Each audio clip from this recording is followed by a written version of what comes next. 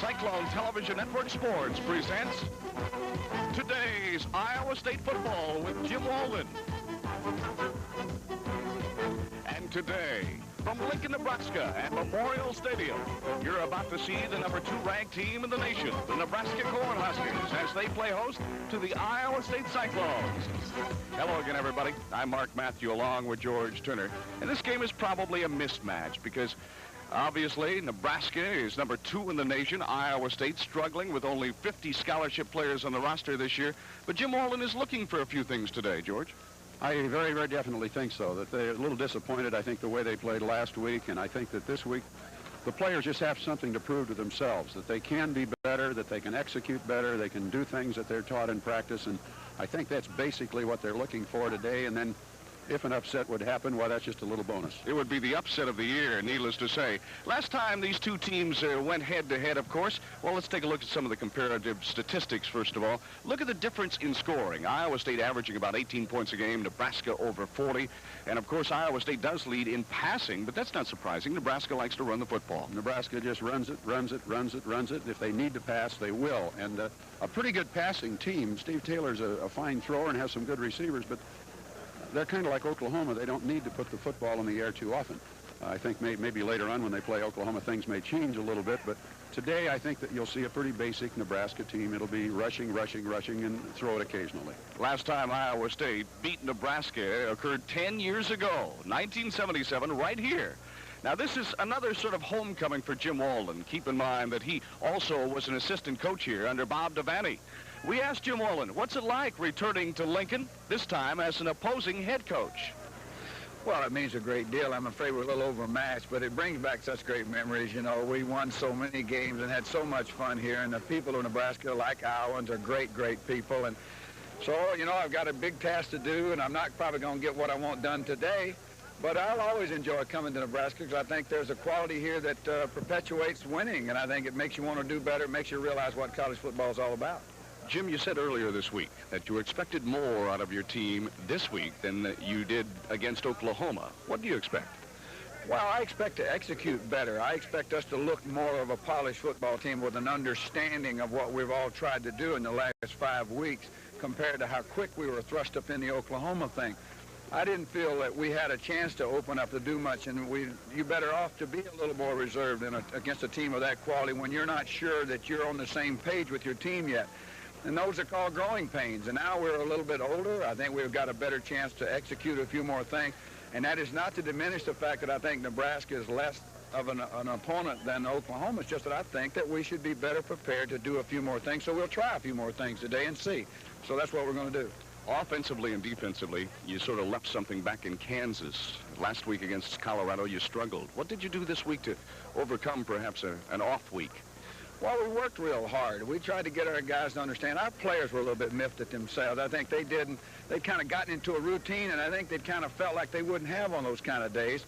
And of all things, I think everybody had a bad day at the same time, which generally happens. Now I think they're very positive about wanting to regroup, wanting to get themselves back to executing good, even though we're going against I think, a much better opponent, probably as good as there is in this country. Maybe this is a bad day to say we're going to look better, we're going to do better, but it's not. We can execute, we can snap down, we can run our options the way we're supposed to, we can run motion, we can get on and off the field. Everything you can do looks better if you're trying harder when you're in tempo. Jim, I know it's an uphill struggle today, but the best of luck to you and the Cyclones. Well, thank you. We'll need it, but we're going to have fun doing what we can. This is the oldest series in Iowa State history. The first time these two teams got together was way back in 1896. It's been a long one, and it has been predominantly a Nebraska series.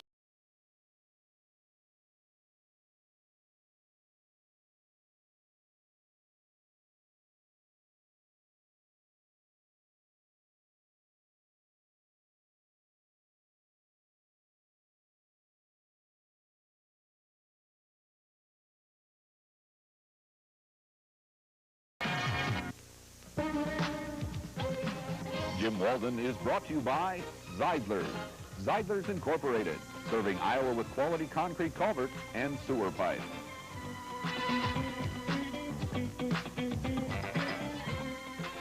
Taco Bell. Say hello to Taco Bell's hot new steak fajitas. the Mexican version of a steak sandwich. Try a steak fajita today at any one of the 5 Taco Bell locations in Ames and Des Moines.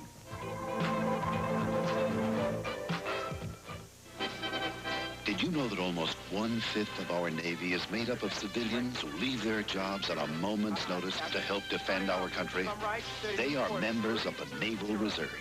They take time off from their jobs to help defend our country. But for them to do that job right, they need time to train.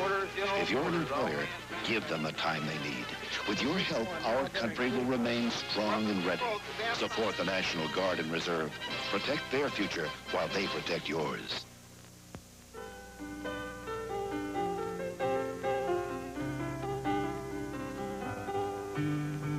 There are people who say Americans don't build things the way we used to. That our products are victims of planned obsolescence, workers who don't care, and managers who have given up. Now there's a product that should put an end to that kind of talk. The Mega Truck from Ruan. To build it, Ruan created a task force of the best automotive minds in America. And we asked them to give us their best, to design and build parts that perform better and last longer than any others. The result is a truck so well engineered and so well built that it will actually run 1,000,000 miles. The Mega Truck, 1,000,000 miles or more from America's best.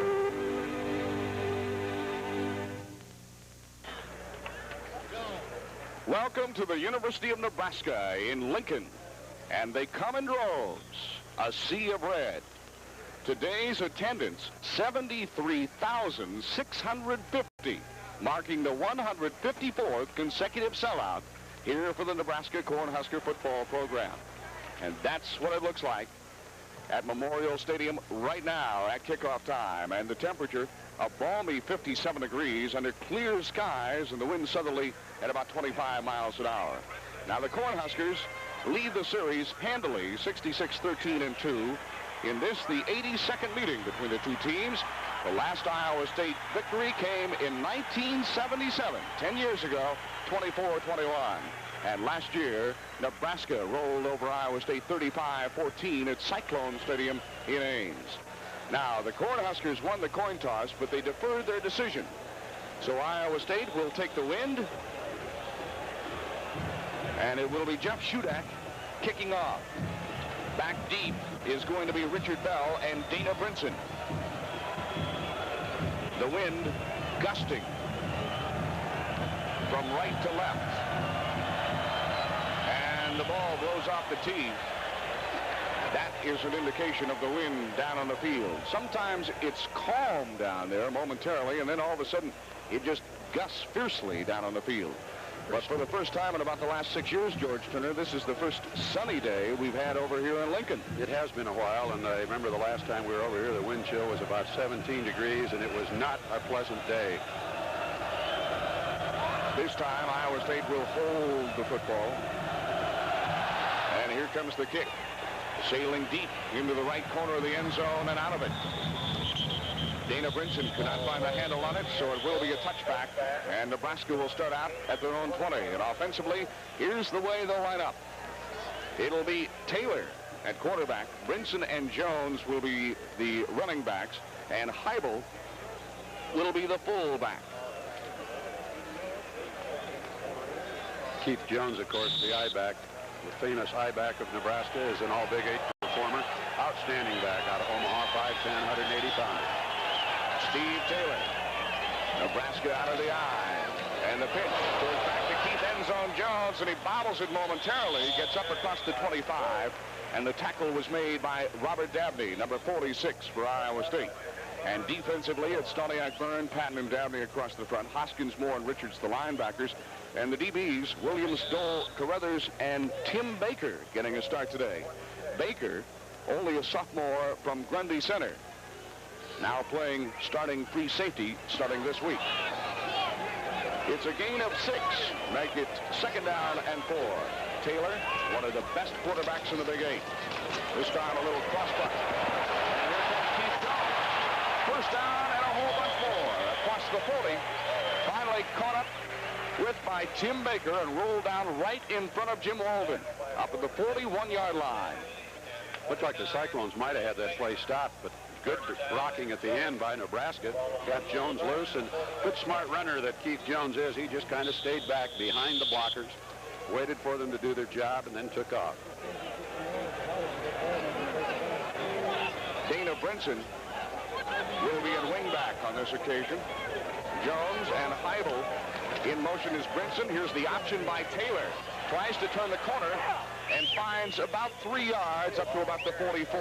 And the tackle this time made by Randy Byrne and Chris Moore for Iowa State. It's pretty good defense by the Cyclones. They had this play pretty well stopped. He picked up a couple of yards. He goes down the line. The Cyclones, you watch Chris Moore, just kind of stays right back there, doesn't commit himself, goes on down the line, encouraging Taylor to either pitch it or turn up. The pitch man was covered, and Chris Moore really made the play, turned the play inside. Randy Byrne came along to make the stop. 2nd down and 6 at the 45. Nebraska, first possession of the afternoon. This time a counter. Coming around the right side is Richard Bell. And he gets across midfield and should have enough for the first down. And it is. Richard Bell, 6 carries, 79 yards on the season, and Nebraska will run a lot of folks in there. We asked one of the members of the media who covers Nebraska how many football players they truly have over here, and we were told 250, counting freshmen, sophomores, juniors, and seniors in red shirts. 250 players here in Nebraska. High formation. Jones gets the pitch. Looking for room on the right side, and he dives forward across the 45 up to about the 42. Lope Williams gets credit for the tackle. And a good gain on first down right there. Yeah, it doesn't get mentioned too often. Let's take a look at John Nichols, the center, number 63. Take a look at what he does. Takes that man and took 2 men right out of the play just immediately.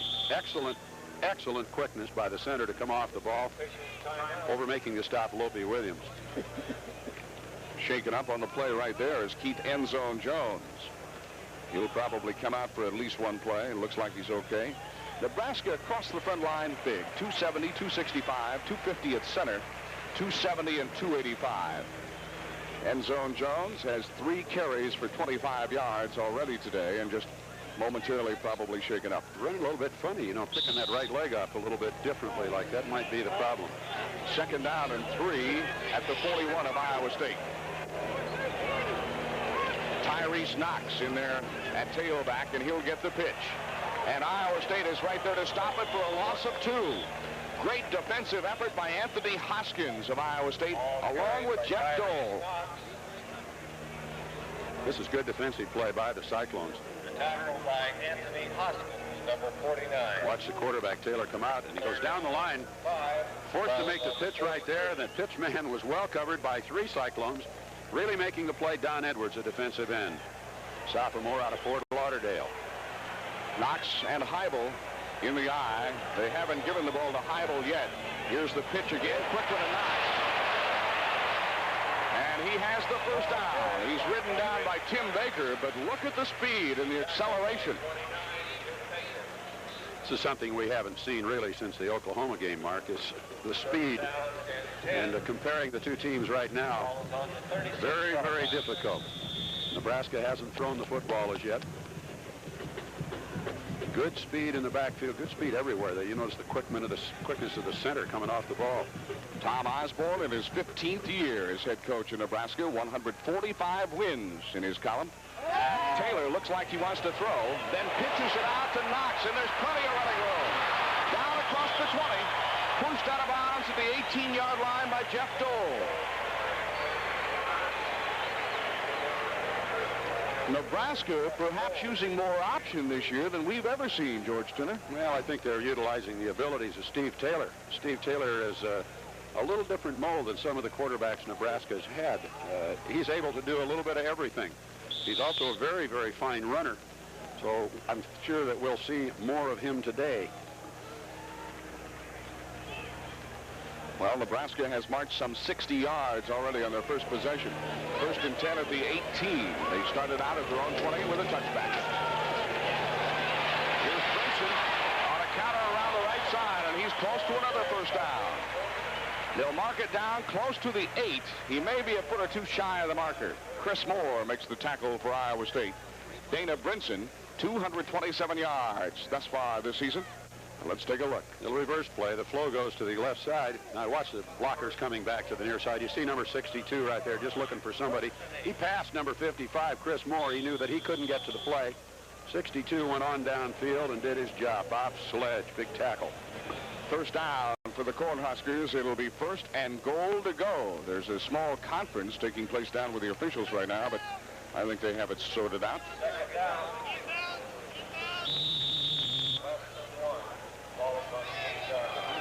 First and goal to go from the 9. Well, they change it. It's second down. They are a foot short. They are a foot short.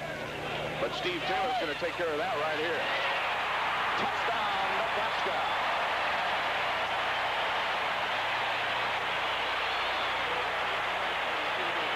And the sea of red comes alive at Memorial Stadium, and the air is filled with red balloons.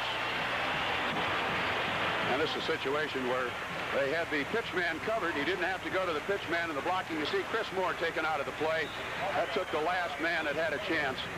The other Iowa State player covering the pitch man, and of course when Moore went down, nobody to cover the quarterback. Taylor ran into the end zone. Steve Taylor with an 8-yard run. Chris Drennan on now to attempt the point after. He is 38 of 38 this year.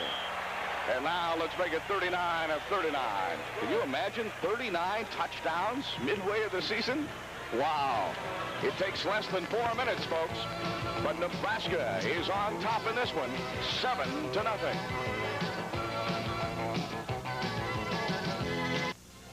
Sports Vision's coverage of NCAA football is brought to you in part by the Chicago Sun-Times.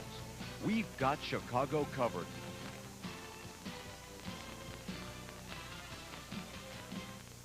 Just as you're starting to live, multiple sclerosis can strike. The National MS Society helps people with MS to get around, to get jobs, and get on with their lives. And they're going all out to find a cure. Please, don't turn your back on them. This holiday season, give a gift of lasting joy to that special sports fan. Now, for the first time on television, a unique collection of the finest books ever written about sports has been assembled and are available through this exclusive offer. The 10-volume set includes Roger Kahn's unforgettable account of the old Brooklyn Dodgers in The Boys of Summer, the hilarious Paper Lion by George Plimpton, Phil Beck's wonderfully candid Beck as in Wreck, Instant Replay, the story of life in pro football's trenches by Jerry Kramer, and many others. Not only will this exclusive offering provide you with countless hours of entertaining reading, but each of these limited edition classics is personally autographed by the author, ensuring their value for years to come. Volumes can be ordered individually for $19.95 or purchase the entire matching set of 10 for $179.95. These limited supply editions cannot be purchased anywhere at any price except through this Sports Vision offer. Each hardcover volume is beautifully bound in burgundy and blue and is trimmed with gold. No sports fan should be without this collection of masterpieces. No sports collection is complete without this handsome set of autographed sports classics. This year, give something truly special to family, friends, or business associates. A must for every sports fan. Order now by sending check or money order to Autographed Sports Classics, Post Office Box 506, Oak Park, Illinois, 60303, or call 1-800-882-1188. That's Autographed Sports Classics, Post Office Box 506, Oak Park, Illinois, 60303, or call 1-800-882-1188. Each classic edition is just $19.95, or save by ordering the entire set of 10 for just $179.95. And you'll also receive this fashionable Sports Vision sports shirt at no extra cost. For corporate orders, inquire about the special gift-giving plan. Visa and MasterCard are accepted. So order these great books today and make this holiday season a winning one for someone you care about.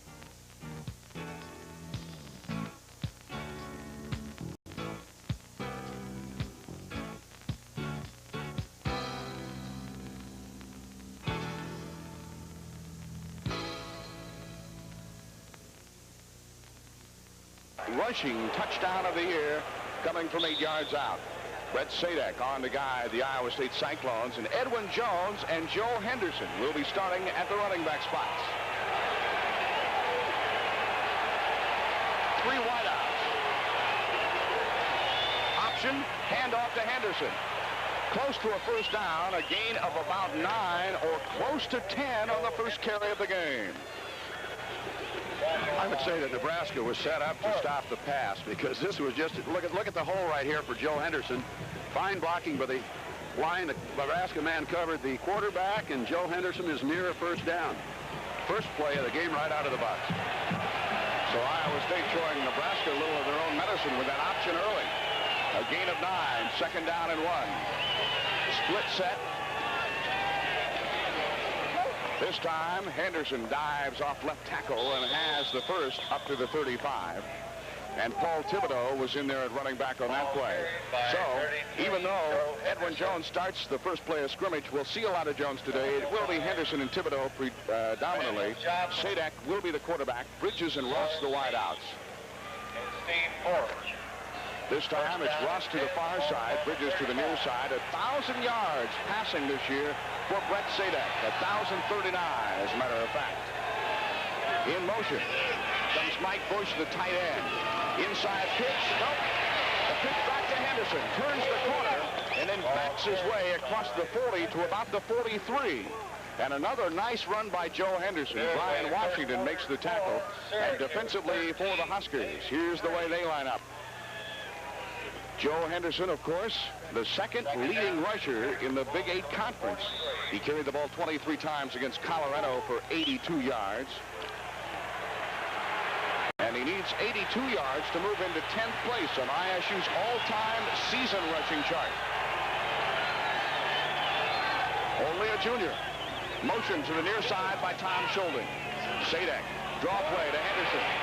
Read beautifully and wrapped up immediately by number 96, Lawrence Pete, the nose guard. He may have the first down. Let's see where they spot the football.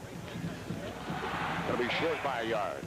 Watch the Iowa State work up front. They're trying to move 57, trying to move that big Nebraska player, big number 99, and he just took everybody Neil Smith and just kind of shoved him back into the play. There's the numbers on Joe Henderson. He needs only 162 yards starting today to reach the 1,000-yard mark this season. And he could become the first back to gain 1,000 in a season since Dwayne Crutchfield in 1981.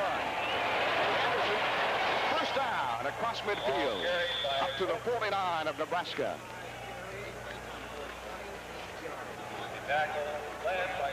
What's the handoff to backfield? The Cyclones running out of an eye. Looked like a quick pitch to Thibodeau, and a handoff goes to Henderson. And a missed block right there, or Henderson had been off to the races. Tackle made by Steve Forch.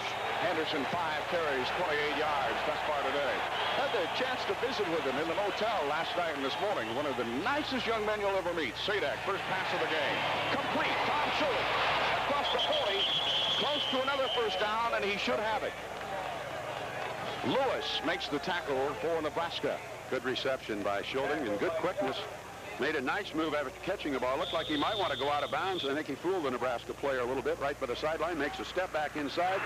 Slipped up a little bit, and big number 55 came over to make the kill. Tom Schulding, 313 yards in receptions this year. 1 TD to his credit. Close enough to measure. The chains will come on. Nebraska leading Iowa State early in the first quarters. 8:27 left to play in the first. Impressive with the way the Cyclones have moved the football. That was the first pass. Cyclones have moved it on the ground. First down. Third first down for the Cyclones. Nebraska picked up 4 in their drive. Here are the officials today, headed up by referee Dean Kramer, who hails from Fort Dodge, Iowa.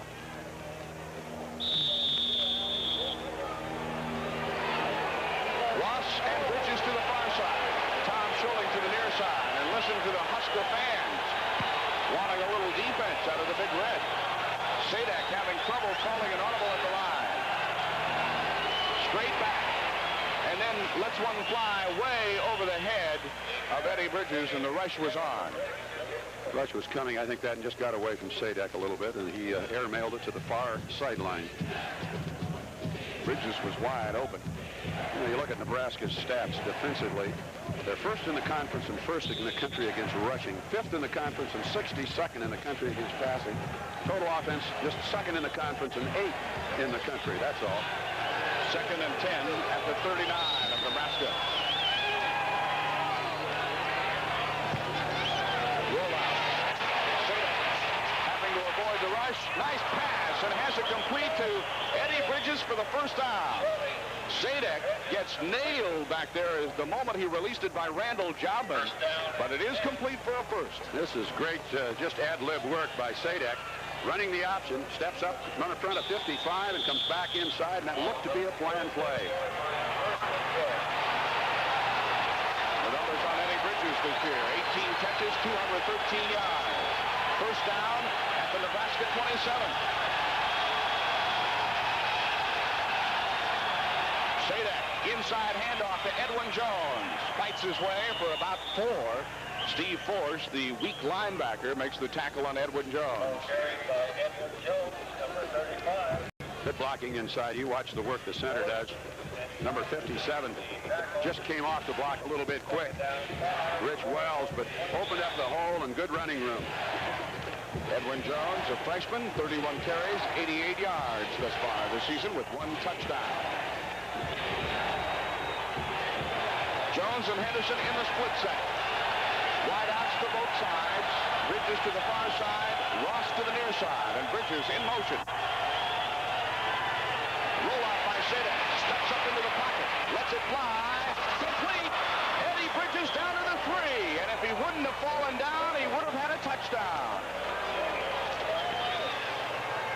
A perfectly thrown pass from Brett Sadek. A little bit dangerous, maybe. There were some Nebraska defenders there, but Sadek went back, set up, saw Bridges, just chipped right there, and Bridges, you see how open he is. If he doesn't fall down, catches the ball, he's in the end zone. Eddie Bridges, 2 catches thus far today for 35 yards. Now, let's see if Jim Wallen can strike from what he calls the red zone, inside the 20. First and goal at the 3. Sadek takes the handoff, looking for a receiver, and throws it away. The pressure was on, a 3-man blitz on Sadek. And also, Joe Henderson was wide open on the far side. He didn't see Henderson, but he had nobody around him. They were trying to go to Mike Bush, the tight end. Well, that was a planned play. Bush, and just a little bit of a delay, comes off the line and then comes to the open zone, the left side of the end zone. Henderson was open. I think possibly the pressure. Sadek just didn't have a chance to look that way. This time it'll be Ross to the near side, Bridges to the far side, and Iowa State going from the eye. Edwin Jones, a tailback, Joe Henderson at fullback. Here comes Bridges in motion. The pitch goes to Jones, and he stopped at the line of scrimmage. No gain. Brian Washington, the first to hit him from Nebraska, and along with him, Steve Forch in on the tackle. So the going gets tough down close to the red goal line. Colorado, you're looking at a defensive line across there that is 235, 220 in the ends, 265, 260, 270 across the middle, and all very, very experienced. Nebraska has allowed only 1 touchdown from any Big 8 opponent thus far this season. Sadek wants to throw. Tucks it away.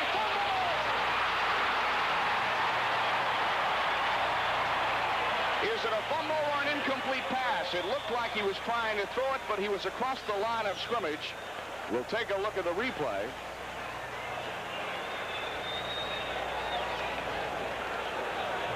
Take a look at it. He's got it in the hand, and right now you see he hits right there on the shoulder.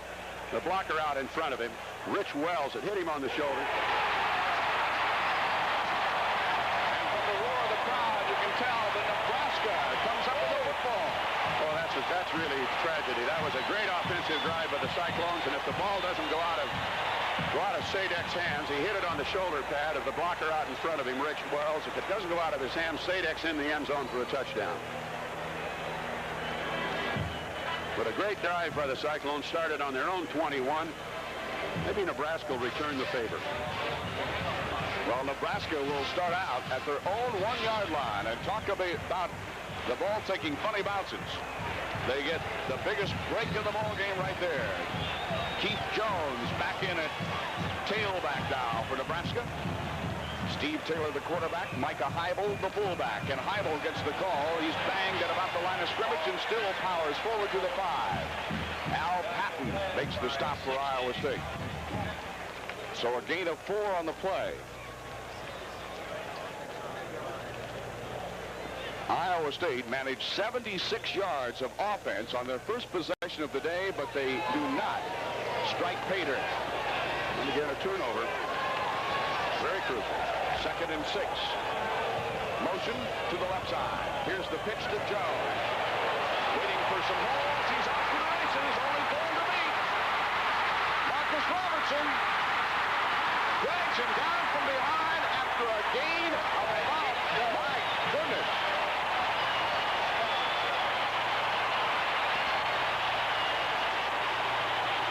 Over about the 63 yards. Watch the blocking. You see the eye back there has plenty of time to sit back and look and see what happens. You saw Stoniak 88 taken out of the play. Now it's just a foot race. And this just kind of gives you an indication of how good Marcus Robertson's going to be before he leaves Iowa State. This is number 11 running him down from behind. That's a Big 8 conference, all Big 8 conference, and a possible All-American in Keith Jones. Full house backfield. Now motion to the near side with Jones. Taylor on the rollout. Wanting to throw. Looking for the end zone. Just overthrows his intended receiver, who was Tom Banderas. Tim Baker on the defense.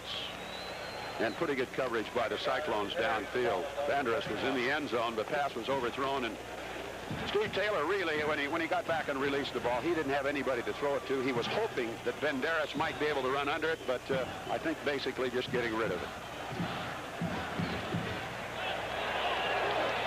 2nd and 10 at the Cyclone 31. Draw play to Jones. Picking and choosing his way down to the 15. Tim Baker finally wallops him. But it will be another big red first down. And like all good runners, you watch the way Jones uses blockers and uses the field. Has just great peripheral vision, sees what's happening to the sides. He's noticed the head moving sideways, checking everything. Finally brought down, but not after just an excellent run. An outstanding talent. Keith Jones, 8 touchdowns to his credit already this year, 650 yards rushing. And it's 1st and 10. Taylor on the option, pitches out to Jones, and Dole stands him straight up at the line of scrimmage. A good defensive play by Jeff Dole. Boy, a good indication of the strength of Dole. That's a good running back, and Dole just straightened him up. Got the shoulder into his belly and just put him upright. Again, watch the blocking downfield. Right there's a defensive end, Dabney turning the play, and Dole just hits him head on and turns him backwards. Gets a little bit of help. 2nd and 10, no gain on the play. The Huskers have it at the Cyclone 15. Nebraska leads 7-0, 3.5 minutes left to play in the first period. This time, they go the opposite way. And a gain of 1 or 2 for number 34, Tyrese Knox. Ray Carruthers makes the tackle. And a big 3rd down play coming up for Nebraska. 2 good defensive plays in a row by the Cyclones. They're playing heads-up football. And that long run, let's face it, you're going to have that happen to you by a good team with good backs. This is not just another football team. This is the 2nd-ranked team in the country. Nebraska will split wide receivers to both sides. They line up in a slot, double slot formation. Well, that should be motion. Yeah, Taylor wanted to move, but instead he gets it complete. Yeah, the flag. Down to the 5-yard line, complete to Rod Smith. And I believe one of these officials saw the motion of quarterback Steve Taylor. And there may be a motion penalty down. Watch the foot. Left foot will come back. You see right there. It's going to come back. Illegal procedure against Nebraska. Another thing that some people have been a little bit suspect over the years, if you can get a kind of a close-up of the center The center sometimes, I swear, is across the line of scrimmage before the ball moves, that he's into his block before he lifts the ball up. Dave Remington was one of those that seemed to be able to do that so well, and everybody said that's just because he's quick. But a lot of people have mentioned it. Holding call against Nebraska. Well, it'll set it back to the 23-yard line. So now it brings up 3rd down and 18. Maybe a makeup call on that one?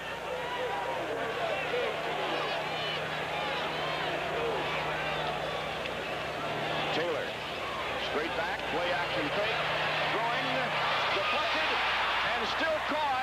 Still caught. It was tipped, but did he catch it in bounds? Oh, this is one we'd like to see again, and we will here in a moment. It's called complete at the 6.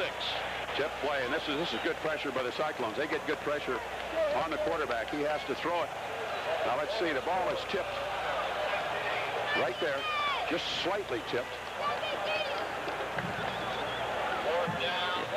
He caught it. I think he was bobbling the ball as he was falling, and they still gave it to him. Rod Smith has it. 1st and goal now. 4th down and 1, rather. And Jones picks up the 1st down. It'll be 1st and goal inside the 5. They did not get a 1st down on Rod Smith's reception, but it was 4th and 1, and now it is 1st and goal at the 3. Oh, that's a shame. A great drive by the Cyclones, and Nebraska now knocking on the door. 8 completions. Or excuse me, 8 rushing attempts, 115 yards for Jones. Micah Heidel. Touchdown, Nebraska. Quick handoff to the fullback and a big hole inside. Looks like the option play, but you see the hole open up right there, and just not much you can do about that. Chris Moore's there, another Iowa State player there, but not much hope. Now, how much wind is out of the sails of Iowa State, knowing that they had a chance to tie, marched all the way down to the Nebraska 1, turned it over, and then Nebraska comes right back to score. Chris Drennan, perfect on the year, 39 of 39, counting his first conversion today. And he's automatic. So we have 2 minutes, 4 seconds left to play in the 1st quarter. And the Cornhuskers roll out of the starting gate 14-0.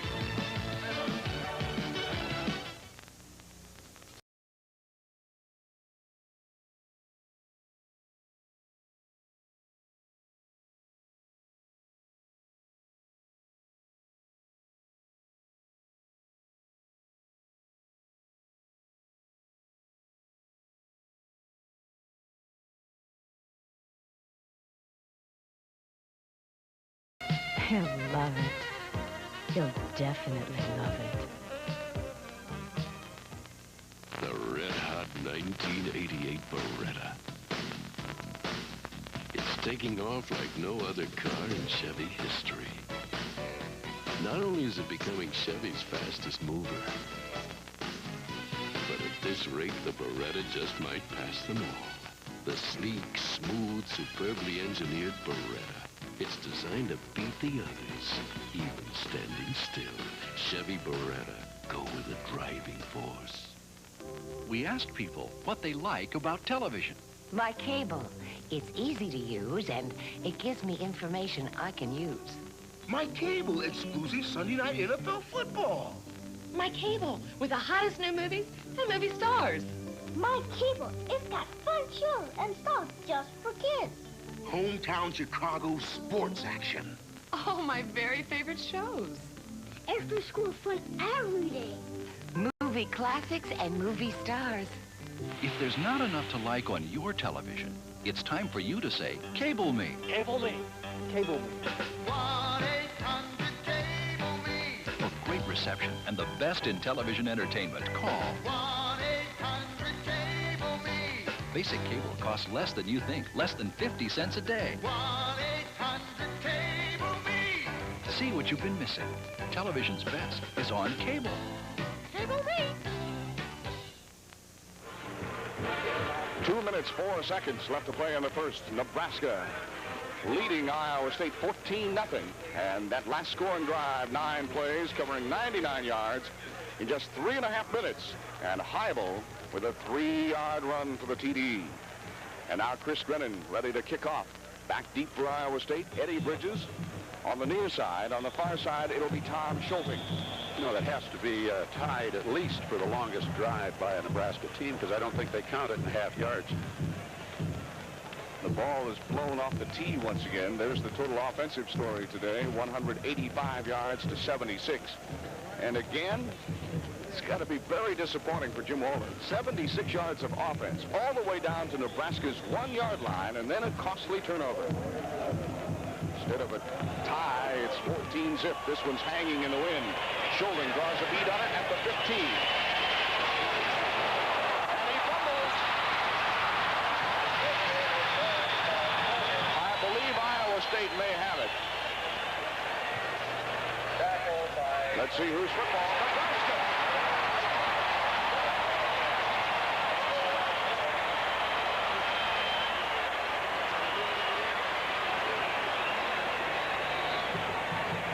Recovered by John Marco, number 93 for Nebraska, as you take a look at the big hit. You see, Schulting had it, but boy, he was really tied up. 66 fell on the football, but couldn't hold on to it. David Hine. And Nebraska has it at the 19. 2 turnovers. They're killers. 1st and 10 inside the 20 for the Cornhuskers. Taylor, quick pass out to Rod Smith. Fights his way down to the 14, 15-yard line. And it'll be a gain of about 3. Robert Dabney there to stop the play along with Jeff Dole.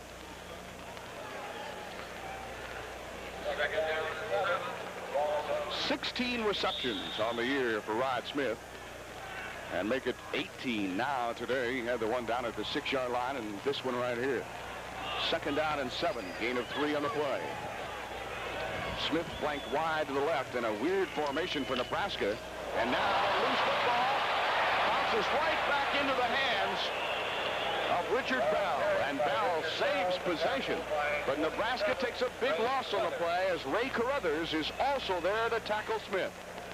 And this is just good defensive play by the Cyclones. They're getting across the line of scrimmage and get into the area. And this wasn't a bad pitch. This was caused by that pressure on the defense right there.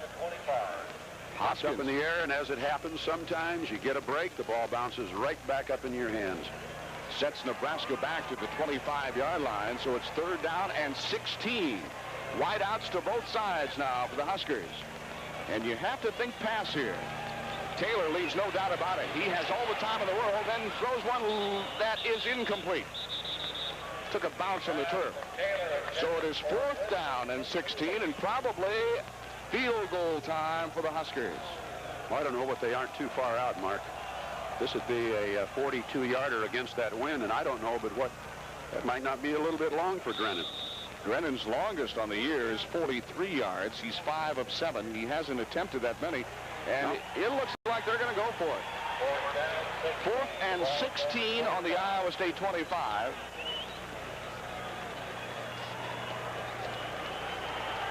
Man to keep an eye on probably is Rod Smith. If they're passing, he's the top receiver for Nebraska.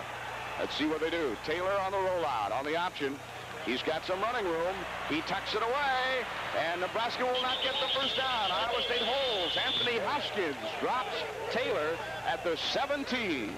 Good defensive play by Hoskins and also by Marcus Robertson. They had the receivers covered downfield. This was strictly an option play. They'd like to throw it, but he's going to go out there and take a look and see what happens. You see number 49 right there makes the play. Doesn't commit, gets him by the back, and here to help out is Robertson.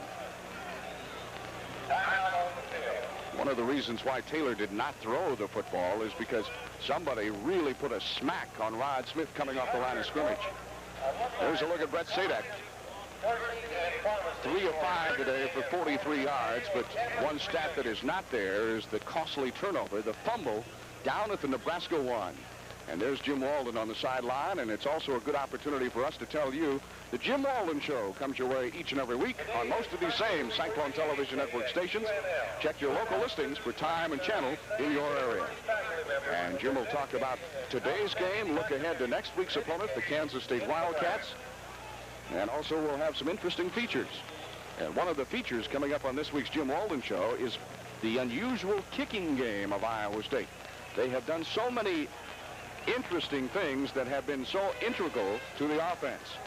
Popovers, fake punts, and you'll see it all on this week's Jim Walden Show. It used to be, you know, the kickoff and the punt were kind of a routine thing, and sometimes people would get up and go get a Coke or whatever, you know, but now even the players are getting up on the sideline to see what's going to happen.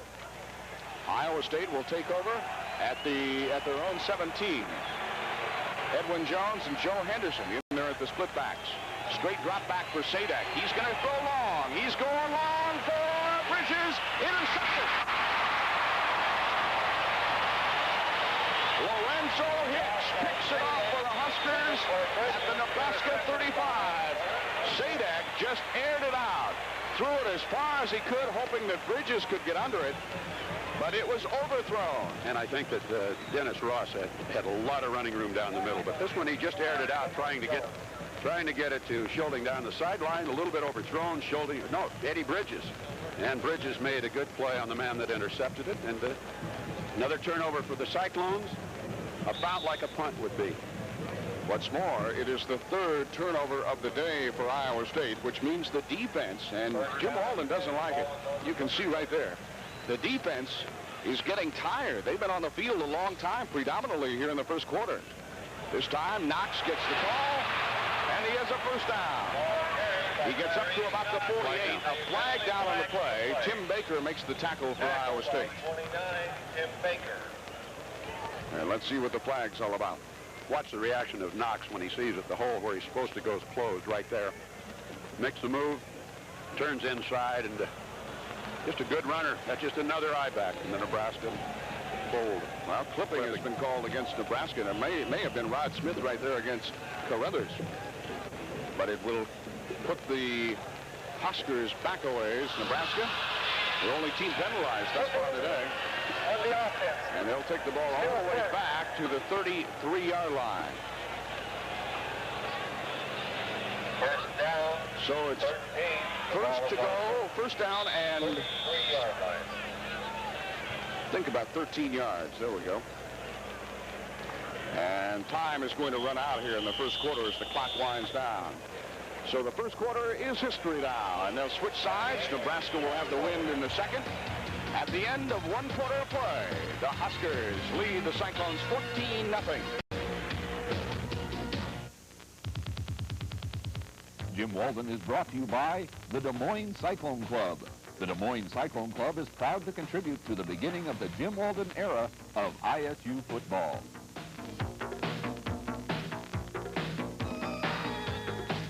By Haps Air Service. Haps Air Service, Iowa's #1 Cessna aircraft dealer, serving you from Ames.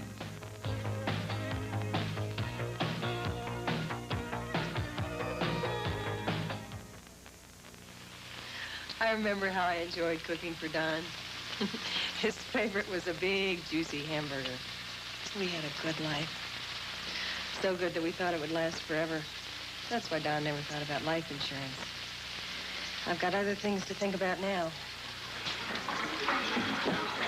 If your family can live on memories, you don't need life insurance. The Farm Bureau family of financial planning services, where belonging makes a difference. Calling case number H85. The system was ready. The judge, the defense, the prosecution. A criminal could have been put behind bars instead of back on the street. It might have happened except for one thing. The witness never showed. He just didn't think it was that important. Justice can't happen without you. Crime can. Report, identify, testify. Hi, my name is Tiffany Brissett, and even though I play a robot on Small Wonder, I have real feelings. So do the 21 million Americans who have trouble hearing. They don't like it when others shout at them or overly exaggerate their speech. Too much background noise makes it harder for them to hear. So turn down the volume. Most of all, be yourself. Face them directly and speak clearly. They'll appreciate it, and you. For more information, call 1-800-638-TALK. Well, we are ready with the second quarter here at Memorial Stadium in Lincoln, Nebraska, where the Cornhuskers, ranked second in the nation, lead Iowa State 14-0. There's Tom Osborne looking on, and you have to say that Iowa State played remarkably well in the first quarter, but the turnovers simply killed them. Brian Carpenter in at fullback now for Nebraska. 3 turnovers in 15 minutes is just a bit many. Carpenter gets the handoff, runs into a wall, and then still fights his way forward for about 3 or 4. Anthony Hoskins brings him down at about the 41-yard line. He ran right up the back with number 76, John Nelson, and looked like he might be stopped right there, but kept the balance and just kept plugging away. Carpenter is the backup to Micah Heibel. Heibel's a senior, Carpenter a sophomore, 5'9", 200-pounder. He's a transfer out of Coffeyville Junior College. I formation once again. Tyrese Knox in a tailback. Dana Brinson goes in motion to the far side. The pitch goes to Knox. Trying the outside, first down, and a whole lot more. Ridden down by Tim Baker, and some of the fans think it was a late hit because he was out of bounds, but had to knock him out. First down across the 50 into Iowa State territory at the 43. Mark of a good back. You watch Knox. You watch him use what's out in front of him. You just check the red jerseys right there, and you watch. He's not full speed right now. Right there is the little burst of speed that gets him through. And coming over to make the stop is Tim Baker. But excellent running by Tyrese Knox, a 5'10 junior out of Daly City, California. Nebraska has scored on every possession except one thus far today. Taylor scrambling.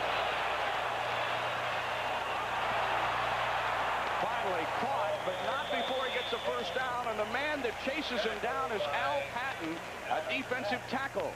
And we also have a man down for Iowa State. Defensive end Don Edwards is hurt on the play. It's just a mark of a good athlete right here. Steve Taylor. You watch what happens, and you watch what he sees.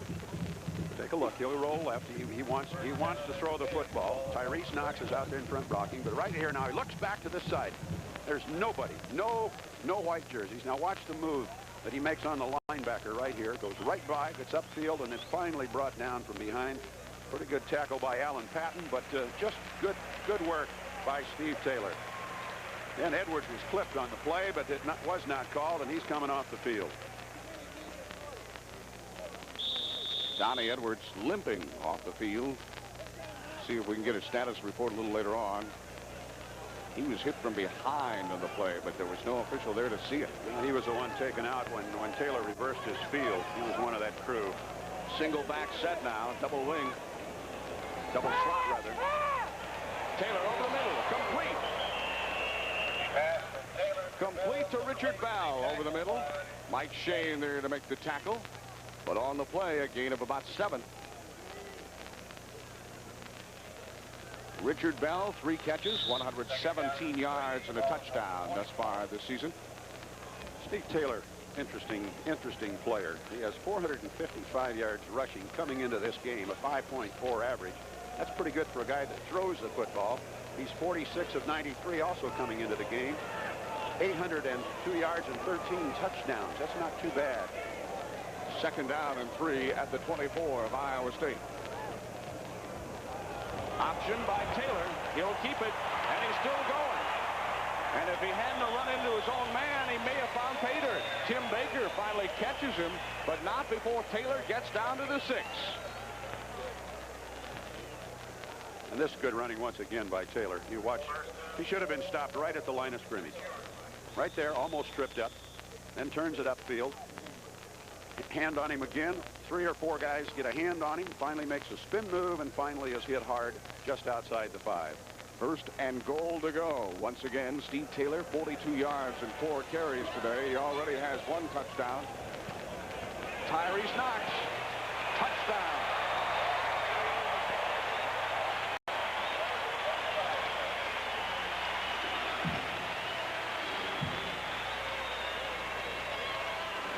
And the key play on this was a block against Marcus Robertson. Robertson will be coming up right there in the secondary, and Knox is into the end zone. Nobody touched it. And again, good running by the Nebraska backs. They ought to be scoring touchdowns. They've got about 250 players here in school, and you can only have 95 on scholarship. And boy, they've got a stockpile of them. Chris Drennan, 40 of 40 on the year. On target again.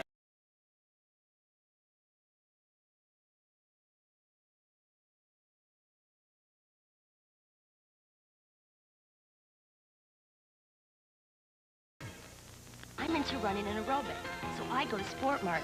They guarantee the lowest prices on the clothes and shoes I use to keep in shape. For the way you play. The everyday Sport Mart prices guarantee the lowest in town, or I get the difference in cash. It's the ESP guarantee. For the way you play. Save $9 on women's Freedom GT running shoes from Saucony, $37.87. Sport Mart guarantees Saucony for less. Sport Mart. For the way you play.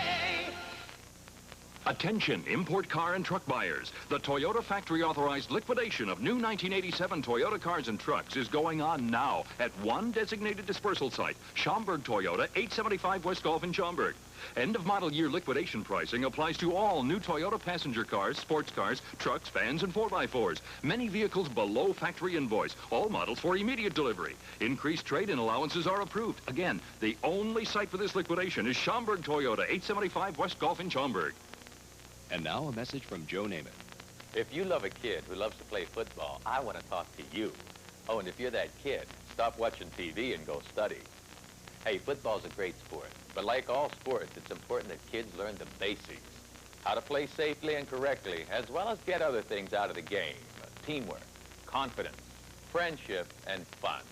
For 16 years, I've had a football camp for young players, and some of the greatest professional football players teach there, because they love the game and because they love kids. Now your kids can experience one exciting week with old Joe and the guys on video cassettes. For just $19.95, we'll send you Joe Namath's Video Football Camp, the 60-minute video that teaches your kids a lot of what I've learned about football and a little of what I've learned about life.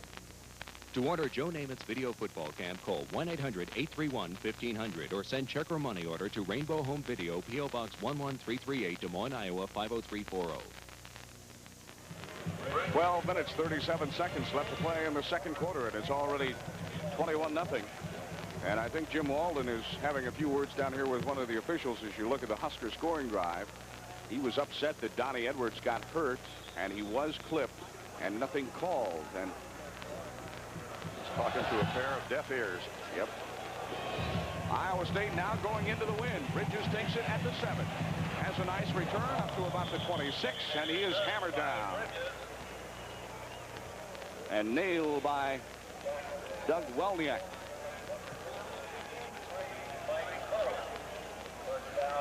Again, this is a good speed by Nebraska, but if you watch, there's some pretty good blocking. There might have been a clip right there, but there's a pretty good hole right there, and it just closed. Schulding kind of brush blocked, and the guy went behind him with good speed and made the stop. First and 10 at the 26. Henderson and Edwin Jones in their running backs. Bridges goes in motion. Quick handoff to Henderson, and he is met right at the line of scrimmage. Broderick Thomas was right there. There was nothing there. He was hit the moment he touched the football. And this occasionally will happen. You'll run a play into where the defense is covered, and the Cyclones might have checked off at the line, but you see number 74 came across the line like a cannon shot. Mike Murray. Big fella, 5'10", 240, sophomore out of Chicago. Some people might say that's too short to play major college football. Don't tell him that.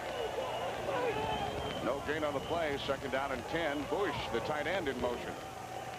Here's the option. Pitches out to Henderson. Takes a hard hit, but still drives forward for about 4. Broderick Thomas makes the stop on Henderson. Henderson gets up to the 29. Good defensive play by Nebraska. They stayed home, stay right where they belong. There's the fake into the line, pulls it out, makes the pitch out. And right there you'll see coming up number 8, Lorenzo Hicks made the stop. Number 89 over to help out Broderick Thomas. Henderson, 7 carries, 32 yards on the day. Key third down possession right here. Sadek is going to throw. He has Mike Bush, the tight end, across the middle for the first down. push, nailed pretty hard, but makes the reception. And it's going to be the first down, or should be. Nope. So it's said incomplete. He dropped it. They rule it incomplete. I thought he caught it. Well, if that's the case, the punting unit's coming on a 4th and 7. Well, if he dropped it, we couldn't see it. See how Nebraska handles it. They're covering everybody, or seemingly so. Dana Brinson back deep. Judge Johnston on the punt into a brisk and stiff wind.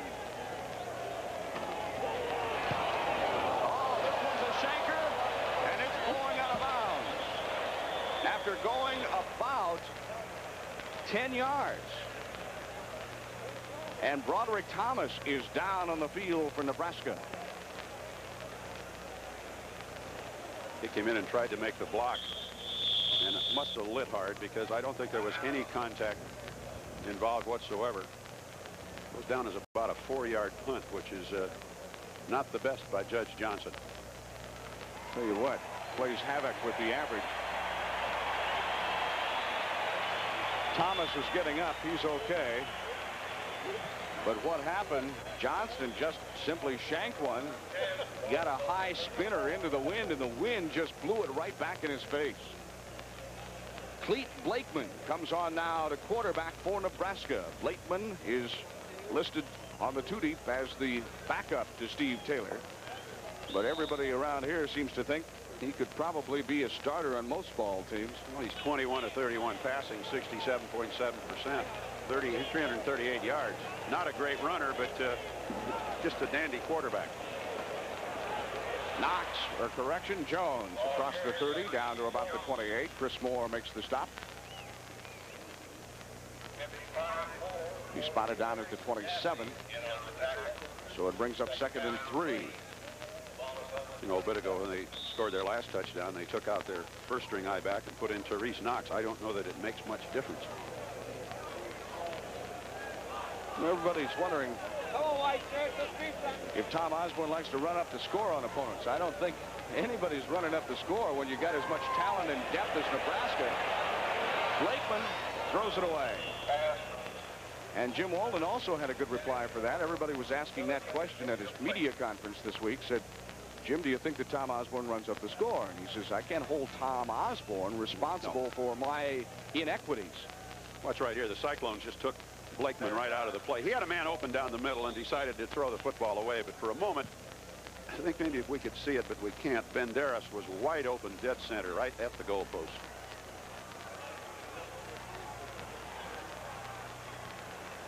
Third down and 3. Pitch goes to end zone Jones. And Jones lives up to his name. He's found the end zone again.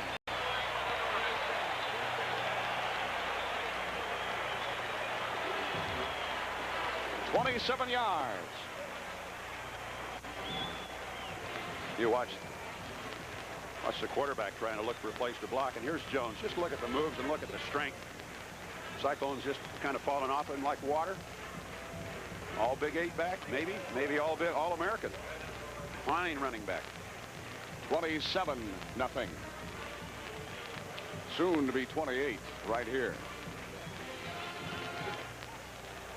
And it is 10 minutes, 11 seconds until halftime. And this one's already out of hand.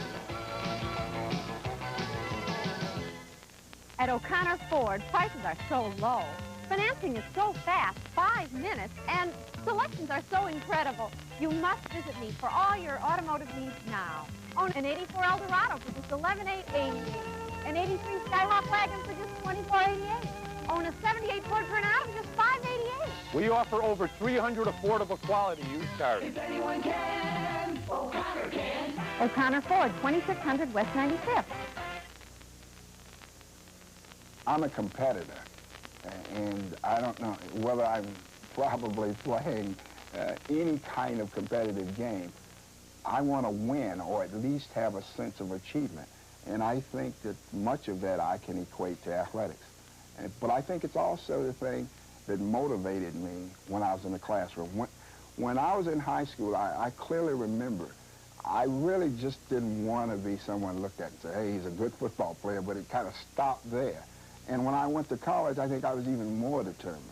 When I went on to college and was able to make college All-American, low college All-American, that was extremely important to me because here again it was achieving something in a team effort, but also individually you were able to distinguish yourself. So college just leaves great memories in my mind.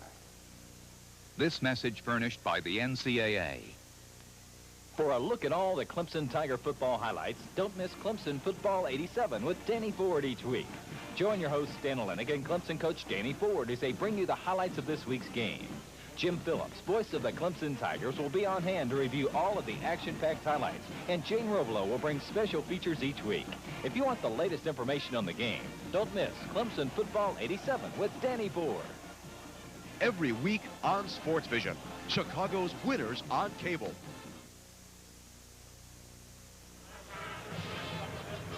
Ten minutes, 11 seconds remaining in the first half. And here at Memorial Stadium, the Cornhuskers strike for their 28th point. On 3 plays, 35 yards, less than a minute. Jones, a 27-yard gallop to pay dirt. Set up by a 4-yard punt from Judge Johnston. Hi. Nebraska set to kick off again. First down, 15-5. This one sailing out of play just about. Bridges collects it deep in the end zone and will not return it. Touchback. The wind is a big factor in this ball game. Since Nebraska deferred the decision after winning the coin toss, Iowa State took the wind in the first quarter, marched 76 yards right up the field, and then fumbled on the Nebraska 1. And you can't help but wonder what sort of effect that had on the momentum of Iowa State. Oh, I think that was a devastating blow to them. I think if they'd scored, it's going to give them maybe some false hope, but it's going to give them some hope. And 28-0 is tough. Well, the attempted handoff, I don't know if it's even made. Ray Valadeo was right there. I mean, Henderson gets his hands on the football, and Nebraska has their hands on him. This is the equivalent of the basketball in your face. Big number 75 is right there, just waiting to greet whoever might come that way. Valadeo, Ray Valadeo, 6'3", 245, sophomore out of Atwater, California. Nebraska tops in the nation in rushing defense, allowing only 68 yards average per game. A loss of 1. 2nd and 11. Bush in motion. Option. The pitch back to Henderson. Slips down at about the line of scrimmage. There'll be no gain there. Mark Blazek, the free safety, was coming up to stop Henderson anyway. Boy, the speed with which Nebraska pursues. Having not seen Nebraska play this year, this is my first opportunity, and having seen Oklahoma play, I thought earlier that maybe that the Oklahoma Sooners had a great advantage, but I'm beginning to become a believer in this big red thing. They're a good, solid football team. 3rd down and 10. Trips to the left side. And now Ross comes in motion right. Sadek. Sack. Fumble, Nebraska. The 4th turnover of the ball game for Iowa State, and Nebraska's Ray Valadeo comes up with the football inside the 10. Sadek back to pass and just doesn't have a chance. When there's number 74 coming on him, number 80 coming on him, and you notice the speed with which they get there, and Valadeo's there to fall on the football inside the 10. Great speed on the Nebraska team, just about any place you want to go.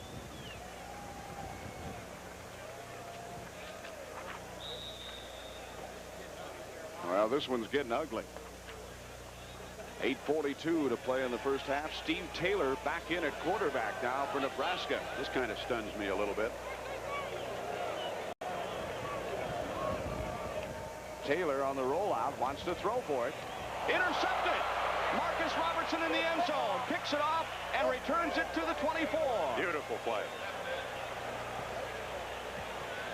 Marcus Robertson stepped in front of the receiver, and again, you get an idea of the speed of this young man. Taylor shoved him out of bounds, but Taylor rolls out and throws, and the great speed by Robertson breaks inside, and he's up the field, and notice that stride.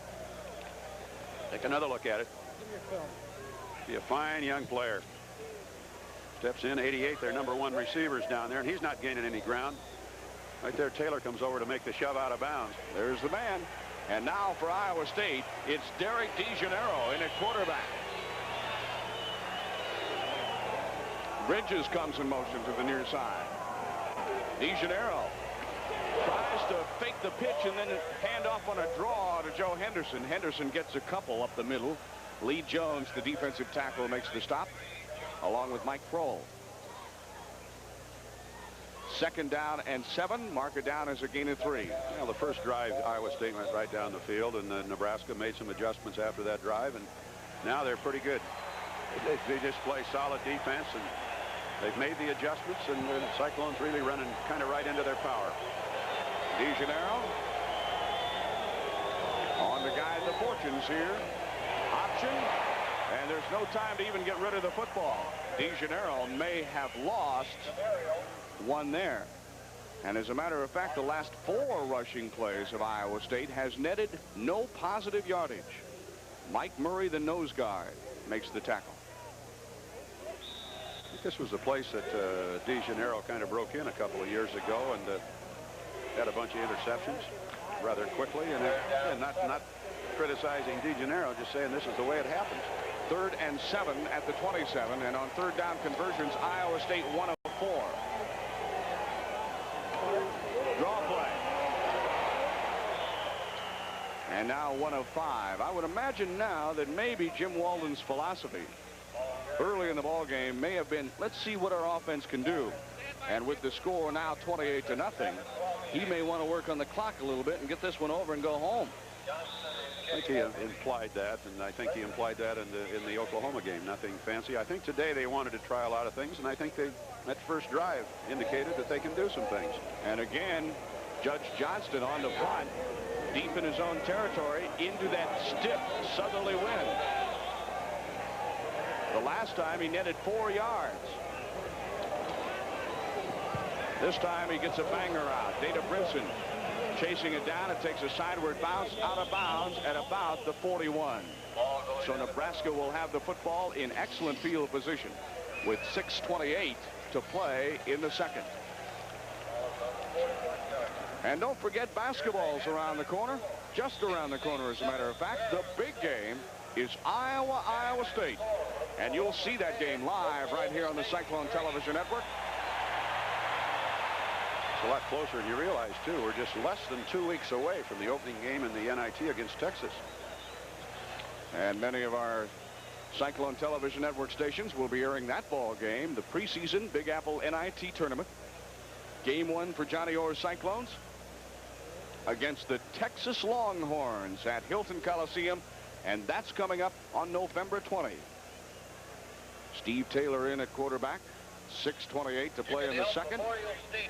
28-0 Nebraska. And a sea of red on hand today. 73,000 plus. The 154th consecutive sellout here at Memorial Stadium. And that despite the fact they raised ticket prices this year to $18.50 a game. They call that the basic law of economics, isn't it? Supply and demand. You've got the ticket and they want it, and the price goes to $18.50, but they do support their entire athletic program from athletic revenue. Brian Carpenter in at fullback. Taylor, the quarterback. Ball carried by Carpenter. And Carpenter gets a few. Tackle led by 46. Second down, 7. It'll be 2nd down and 7 coming up.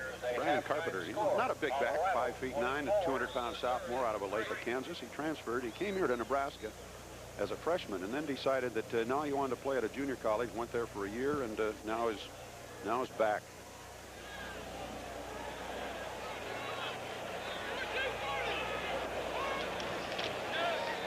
This time, Brinson on a reverse. And he may have enough for the first down. Marcus Robertson over there to shut down the play, but not before they move the sticks. Gets the first down, but the Cyclones had it covered pretty well. Nebraska blocked it extremely well. Cyclones were there. Watch the little flip there, going the other way, and the Cyclones are out there. They've got some people, but there's a super block right there by number 59. But Cyclones over in the area. They didn't get completely fooled. Dana Brinson, 2 carries, 13 yards on the afternoon. Pass play complete. First down again. Marcus Robertson makes the stop, and the receiver is Rod Smith.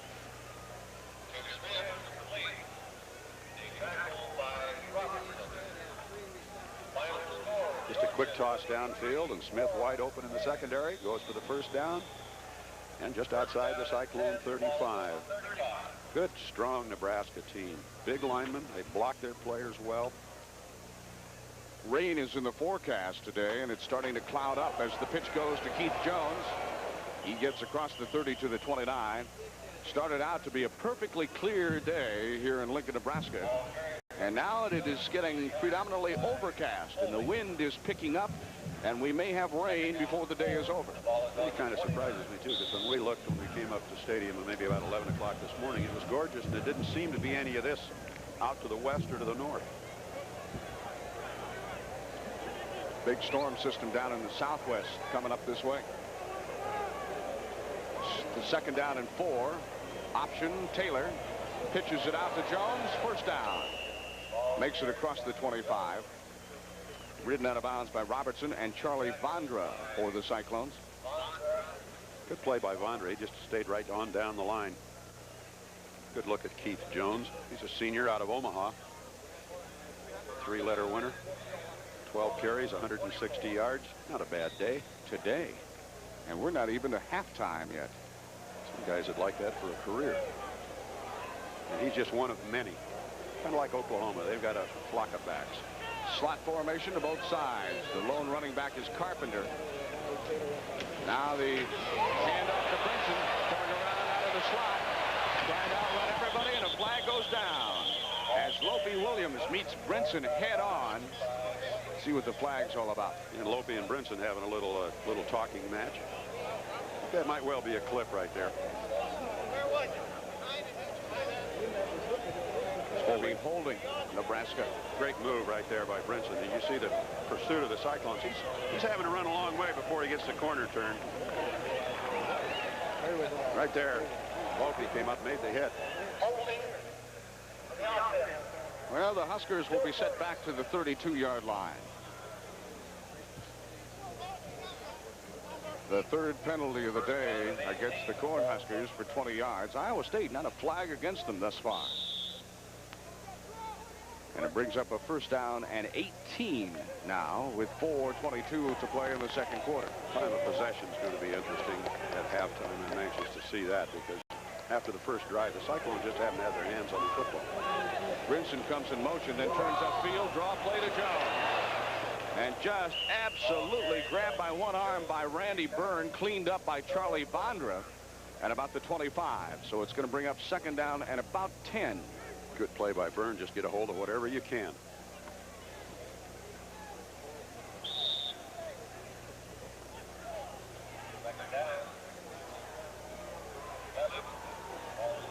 Well, Mark, you said before the game started, this is the first time in a long time we'd come here when it was nice. That may come back to haunt you, you know that. I realize that now, sir.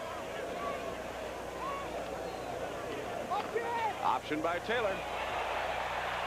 First down, hammered hard from behind by Jeff Dole. Dole is hurt. But wait a minute, fumble, and Iowa State's got the football. Fumble. And up with the football comes the Cyclones. Boy. This is a solid hit by Jeff Dole. And Dole was a little bit slow getting up. He's letting his left arm hang a little bit. He really nailed him. Watch the good running. Now, right there as Dole comes from the blind side and separates the football from Steve Taylor. You see it bouncing off to the side. You know, Taylor under it trying to get a hold of it, and his hand is turned back behind. I believe Stoniak's going to cover it for the Cyclones. Stoniak. DeGennaro in a quarterback. Turnovers now 4-2.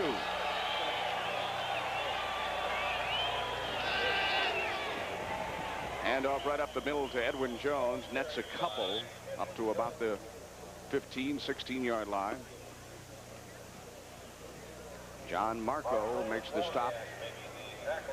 DeGennaro, the quarterback, and I think there's a reason for this. I think that he thinks that Brett Sadek made some judgment mistakes a little bit earlier when he was sacked and when he fumbled and Nebraska got it down inside the 10-yard line. And I think he had a rather long and heated discussion with Brett Sadek on the sideline, so he's going to go to the second guy. Jeff Dole is shaken up on the sidelines. Left shoulder problem. We'll try to have more for you on that as it develops. Option. DeGennaro tries to tuck it away and start upfield. He's captured immediately by John Marco.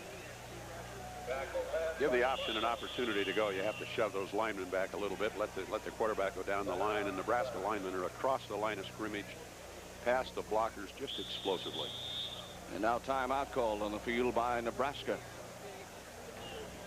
They don't want all that time to get away on the halftime clock, I guess. Leading 28-0. 2:42 remains to be played here in the second quarter. And Jeff Dole is still being attended to by trainers down on the Iowa State bench as you look at Derek DeGennaro having a conference. He and Tom Scholing, along with Norm Anderson and Jim Walden.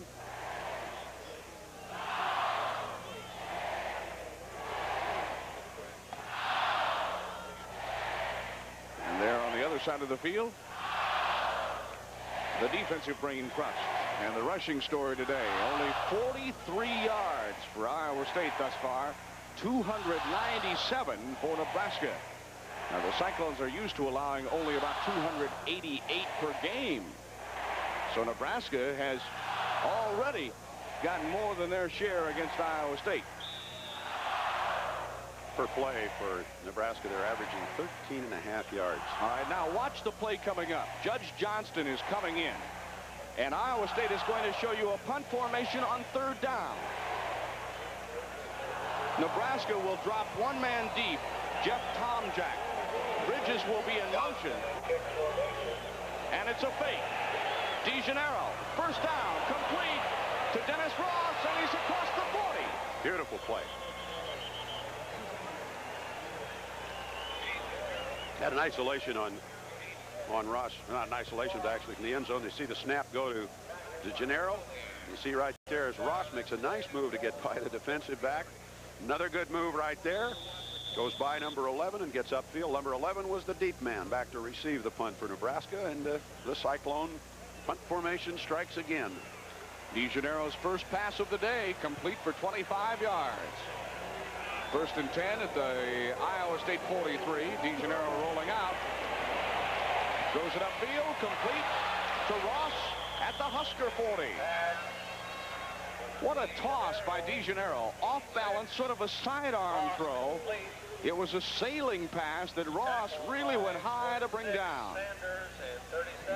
And Nebraska is not calling timeout now. Clock stops while they move the chains and then starts up again down to 2:08. Left to play in the half. Keep in mind that Nebraska has given up only one touchdown to a Big 8 opponent thus far this year. DeGennaro, draw play to Henderson. Grabbed by the shirt and struggles forward for about 2. Up to the 37. Lawrence Pete, the nose guard, had a hold of Joe Henderson. But they might cross Nebraska up a little bit. You watch the Nebraska defensive line. See right there the center. And big number 96 comes across, gets a hold of the shirt, and that's about it. But Lawrence Pete really makes the stop on Henderson. Second down and 8. Scholing in motion to the near side. DeGennaro looking, now having to scramble and sack. John Marco gets inside in time to drop Derek DeGennaro for a big loss, and Iowa State now calls timeout to preserve the clock. Cyclones want an opportunity to get in the end zone before halftime. DeGennaro over to talk with the Iowa State Brain Trust. There's Jim Walden. And to the right, Norm Anderson with a headset. He coaches the running backs, was at UCLA a year ago. Had some pretty good running backs out there. But he and Steve Morton, who you see right now to the right, kind of make the decision. Steve Morton, the offensive line coach, and they talk with the offensive coaches upstairs and decide what they're going to run. chatting with everybody to see what might go in a situation like this. Shudak warming up on the sideline, but with that south wind, they're going to have to move it quite a ways to give him an opportunity. And I don't think they're thinking field goal right now.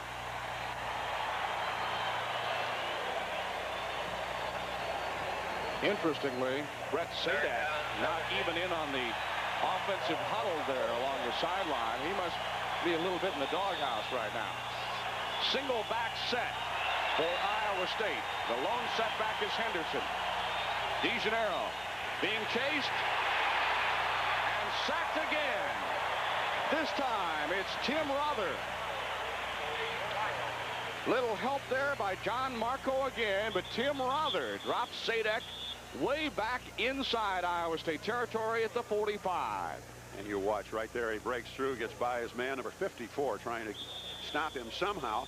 Trent Van Husen can't get him stopped. Now Nebraska calls timeout.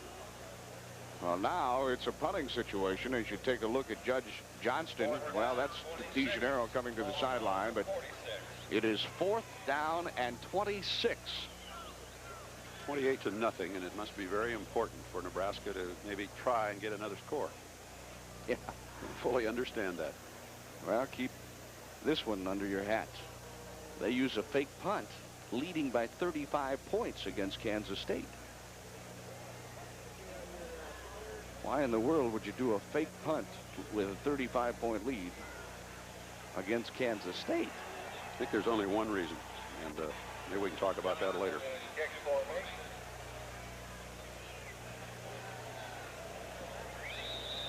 Now Nebraska trying to figure out how they're going to cover this one. They're not going to send anybody deep. Nebraska is going to rush this punt. They have no deep receiver. And even though they're in punt formation, John Gladfeldy in motion. And let's see if this one is anybody's football. It's sailing down. Nebraska football. Oh, that's just State football. No, I don't understand it. Grabbed it and lost it, and look there. That is number 87. Oh, I don't hardly believe that. And I don't think the guy is going to believe what is said to him later. Now watch. Why he doesn't? Number 40 is John Kelly. Made a snare for the ball and then dropped it, and Dave Benoit falls on it. Kelly touched it, Benoit falls on it, and Tom Osborne, let's see if he's upset. I would think he'd be upset. He's looking for number 40. There he is. Come here. I want to have a word with you. Number 40 went down the end to hide.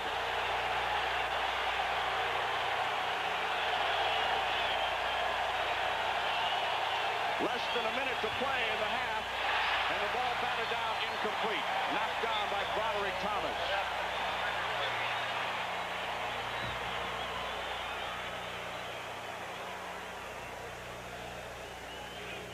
Well, I wonder if Tom Osborne found his man over there or not. He got him. He tried to escape, but another one of the assistant coaches got him, and there he is right there. My goodness, you should not do that. That's Tom. That's Dr. Tom. Yep.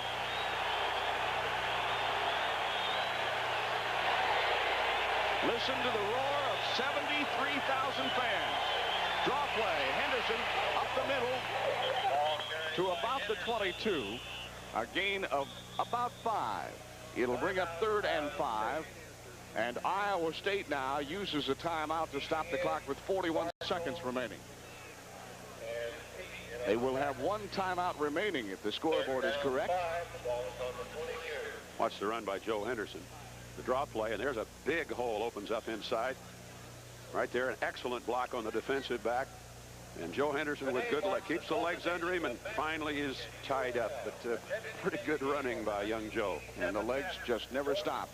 There's the story. 41 seconds left to play in the second quarter. And, you know, for Iowa State, it's almost like the game is on the line. Can we score against Nebraska? Absolutely. I think it's a tribute to the coaching staff and to these kids. They have done, they've done wonders this year with not a lot of numbers and not a great amount of talent. But, boy, this will go down as one of the most memorable seasons that I've been around in all the years of Iowa State football.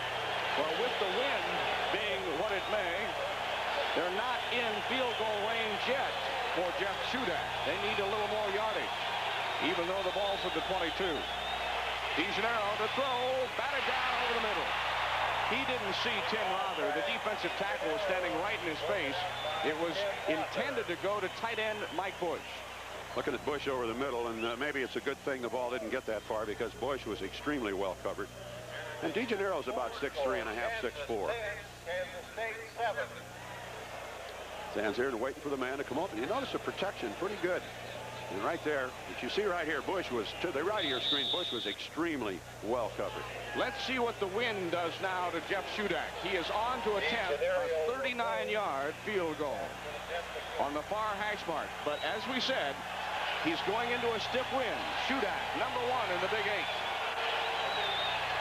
The kick is up. It is no good. Off to the left.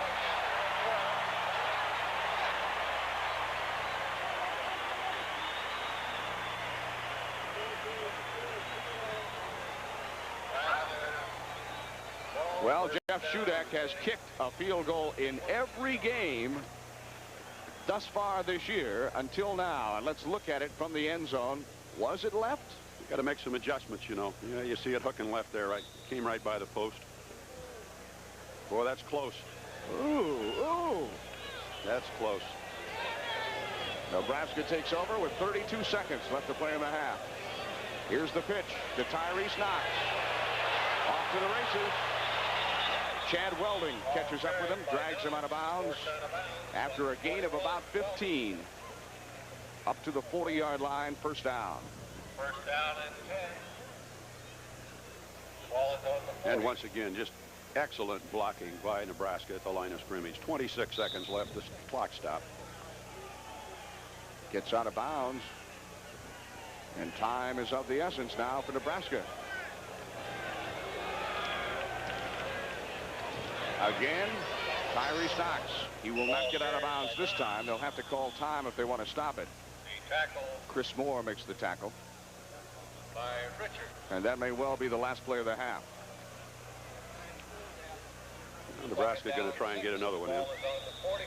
They have 6 seconds to get a snap off. 3, 2, 1.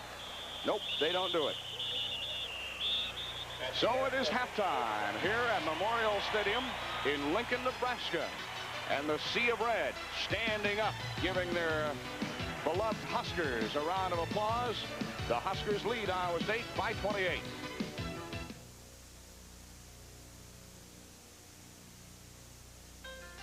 I'm working my way up, making tomorrow a better day. Everyone has dreams, but mine are coming true.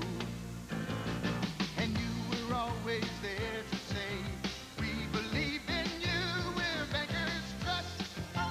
We believe in you, and the things you always work for. We're Bankers Trust. We believe in you.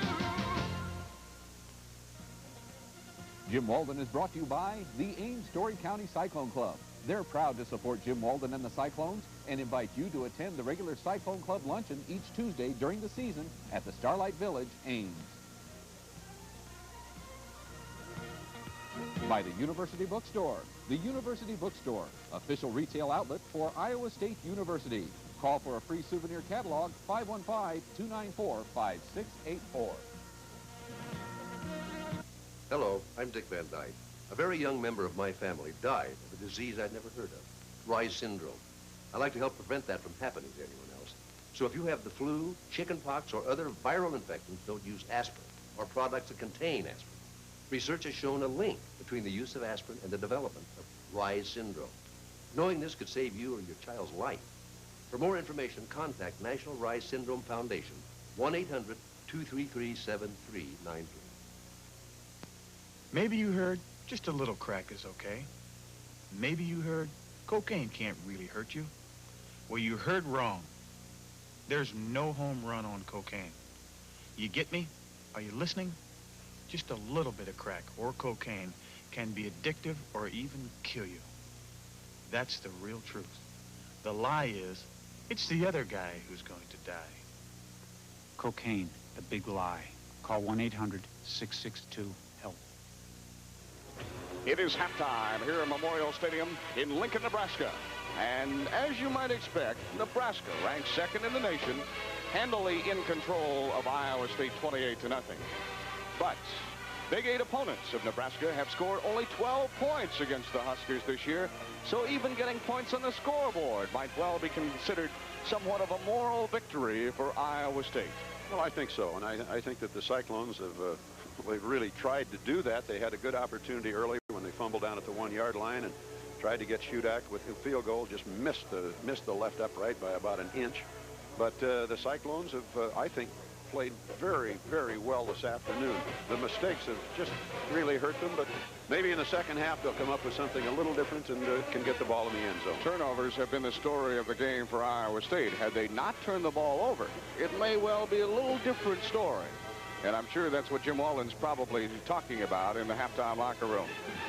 We'll also find an interesting story coming up when we check the halftime statistics. And we'll do that when we return to Lincoln, Nebraska after this word from your Iowa State University.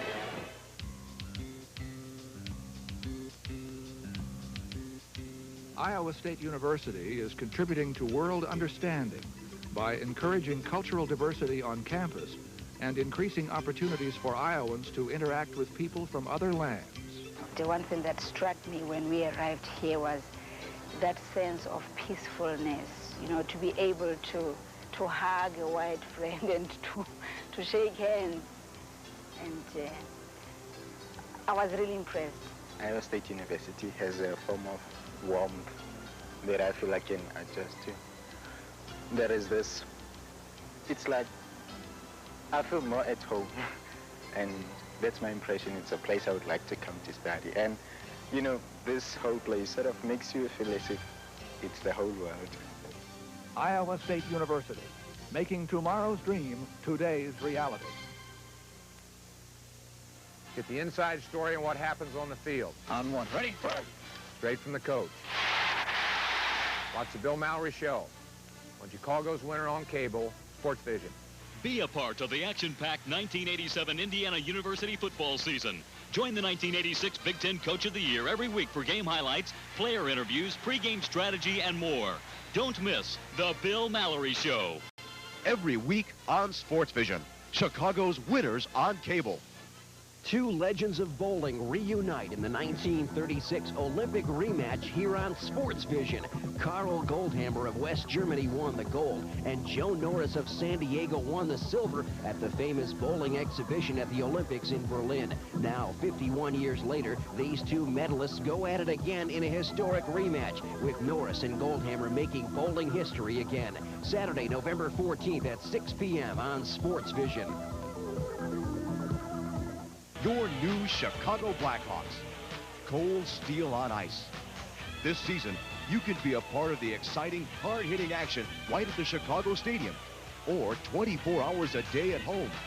For only 5 cents a call to 736-HAWK, you can get all the cold steel on ice action from the Blackhawk Hotline. Yes, for 5 cents a call to 736-HAWK in the Chicago area, you can get NHL scores updated every 10 minutes. Player interviews, post-game highlights, plus complete NHL recaps every weekday morning at 10:30, NHL trivia test at 12:30, Hawk player profiles and pregame update at 2:30. Call the Hawk Hotline at 736-HAWK 24 hours a day. The new Blackhawks. They'll give you the grace, the guts, the checking, the reflexes. The new Blackhawks. Cold steel on ice. Welcome back to Memorial Stadium in Lincoln, Nebraska, where at halftime, the second-ranked Nebraska Cornhuskers are leading the Iowa State Cyclones 28-0. And let's take a look at some of the first-half statistics because they are impressive for Nebraska. They have rushed for 344 yards, 163 of those coming from Keith End Zone Jones. Total yardage, 383 to 113. First down, 16-7. And the turnovers, well, more than usual for both teams, 4-3. And the time of possession, not that far apart, but it doesn't take Nebraska very long to march down the field. And individual leaders right now. Let's talk first of all for Iowa State. Joe Henderson, as you might expect, is leading the way in the rushing department. He has 50 yards to his credit, but Iowa State has only 85 yards thus far today. Sadek was 3 of 7 for 41 yards, 1 interception and a fumble. And the total offensive yards, as we mentioned, 383 to 113. Passing now, Iowa State leads in that category 85 to 39. Looking at the individuals, too, Nebraska, Jones with 163 yards, averaging 13.6. Knox, 81 yards on 9 carries, a 9-yard average. Taylor, 63 yards on 6 carries, a 10.5 average. And Heibel's probably going to be demoted. Heibel has 7 yards on 2 carries, averaging 3.5 a carry. And if I was Dana Brinson, I'd be a little disappointed. He's the only starting back for Nebraska that hasn't scored. But they are a very, very powerful football team. And when you look at the players come out on the field, they suit about 100. And when they come out on the field, you know there's probably that many more that are sitting at various places in the stands that aren't suited up that are.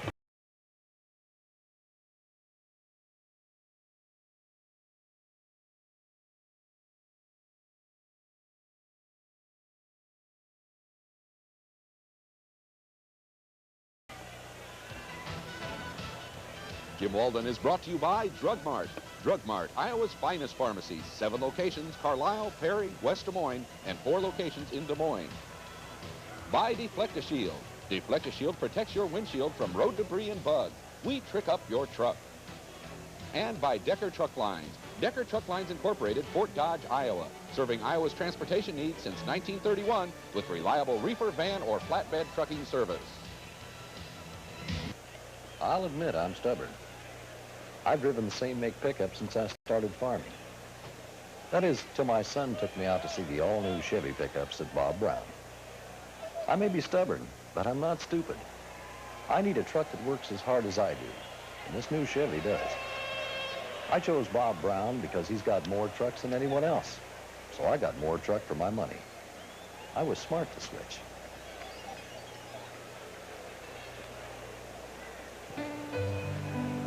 The calf was hers to care for. She fed it and brushed it and loved it. But now it's time to ship. Even when you're prepared, it hurts. Caring is something we learn young. And if lucky, we never forget. Insurance is caring too. And providing strength and security for those you care for is what the Farm Bureau family does best. Farm Bureau, where belonging makes a difference. Jim Walden is brought to you by Multimedia Lab. See Multimedia Film Lab Des Moines for all your slide, custom color, and black and white enlargements. And now, computer-generated slide services. By the ISU Alumni Association, serving more than 150,000 alumni and friends. It's proud to pledge its support to Coach Jim Walden and the Iowa State football program. And by McClure Engineering Company, consulting engineers since 1956, Fort Dodge and Altoona. What was a clear day here in Lincoln, Nebraska, has been clouded, not only by the scoreboard, but by clouds coming in from the south. It is overcast now. We may see some rain before the day is over. Iowa State will take the wind in the third quarter and kick off. Jeff Shudak set to do the kicking. Back deep to receive for Nebraska. Number 21 on the near side is Richard Bell, and on the far side, 33, Dana Brinson.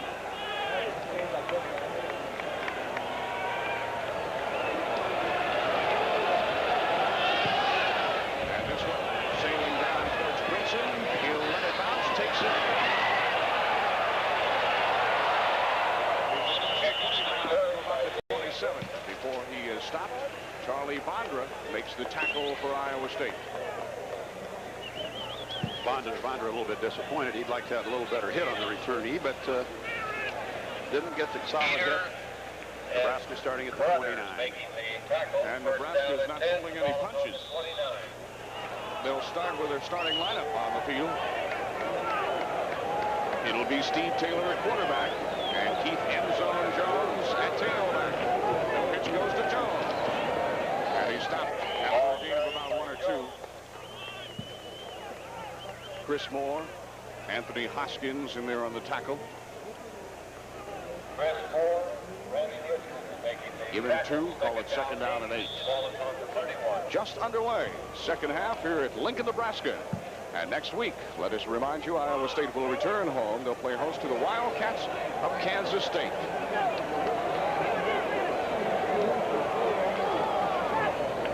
Again, he may be gone. One man to beat.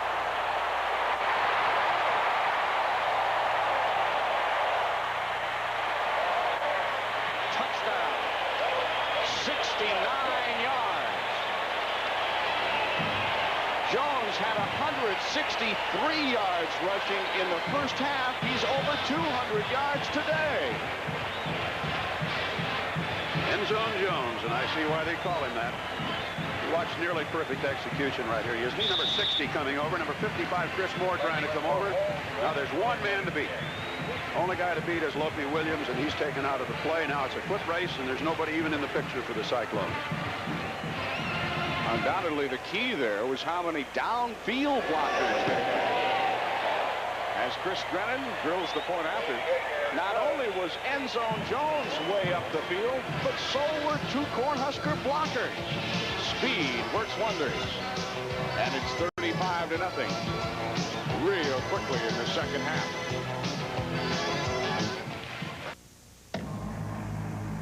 Introducing the G-Shock 5200 watch from Casio. The sports watch that's ready for action with a built-in shock absorber.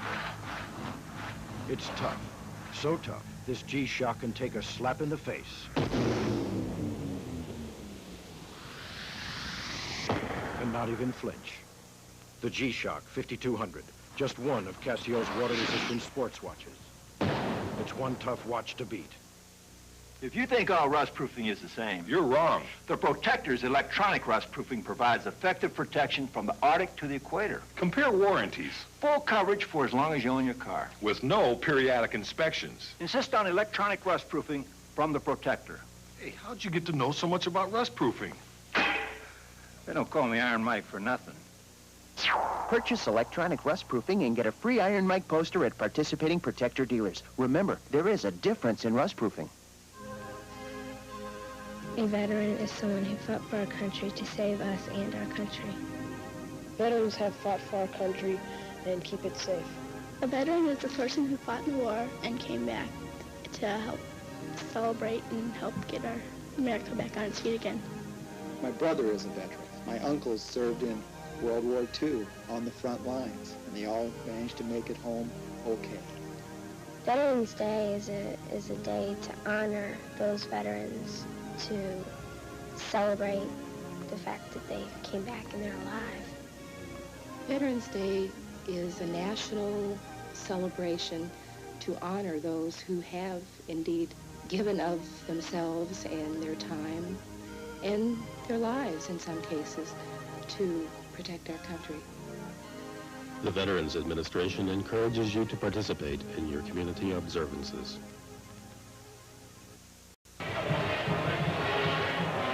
Third quarter, less than a minute of elapsed time. Nebraska puts 7 more on the board. 4 plays, 72 yards. Keith Jones, 69 yards for the TD. And Keith Jones may be after a Big A record today before we're done. We're going to look it up, see what the record is, a single game rushing performance. Drennan into the limb, still puts it down to the floor.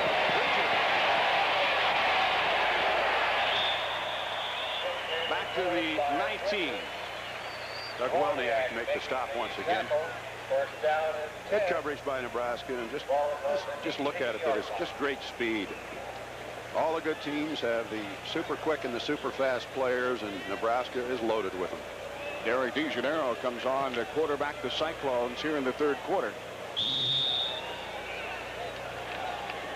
There was no indication that Brett Sadek was hurt in the first half, but he wasn't performing perhaps up to par, and maybe Jim Wallen said, hey, it's time for a change today. Option, the pitch to Henderson. Henderson gets a tough 3 or 4 before he's wrapped up by strong safety Brian Washington. Henderson with 50 yards rushing in the first half, and Looking like he's limping a little bit right there, but I hope he's all right. Take a look at the blocking of the play. Cyclones, good execution inside. Notice right here the fake, and then the pitch goes back to Joe Henderson. But outside, just not much help. Tom Schulding trying to block somebody that's about 210, and a little bit of a mismatch. Henderson enters the ball game, the second leading rusher in the Big 8. Second down and 7. Draw play, Henderson. Across the 25 to 26, and he's collared by Steve Forge. Can't help but wonder, George, how good would Joe Henderson be? What sort of numbers and stats would he have if he had the Nebraska offensive line in front of him? Well, it's just absolutely amazing. You take a lot of players in that same situation and put them behind a line like this. And well, sometimes I think you see results of this in the pros. You'll find a pretty good back goes in the pros that's played at a team like this, and they get there and they don't do much because everybody's in that category. Third and 2. Has the first down. Tight end Mike Bush fights for extra yardage. He's a strong one, and he pulls his way to the 37. So not only did he get the first down, he got about 7 more before Washington and Forge corral him.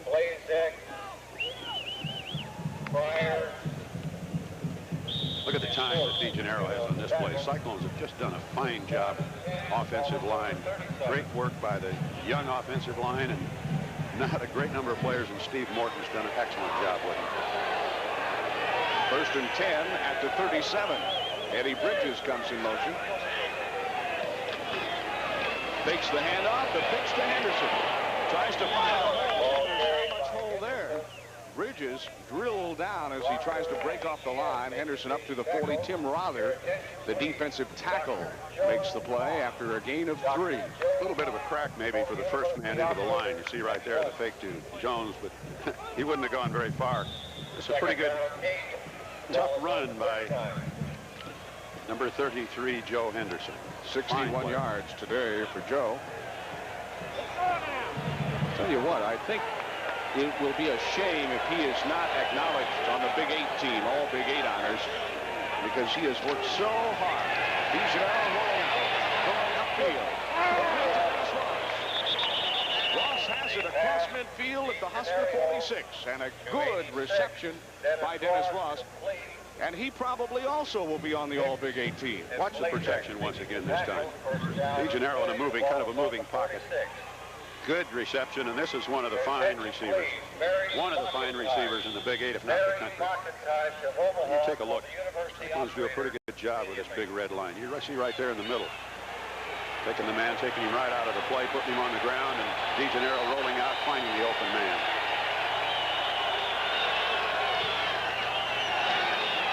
Option, Henderson.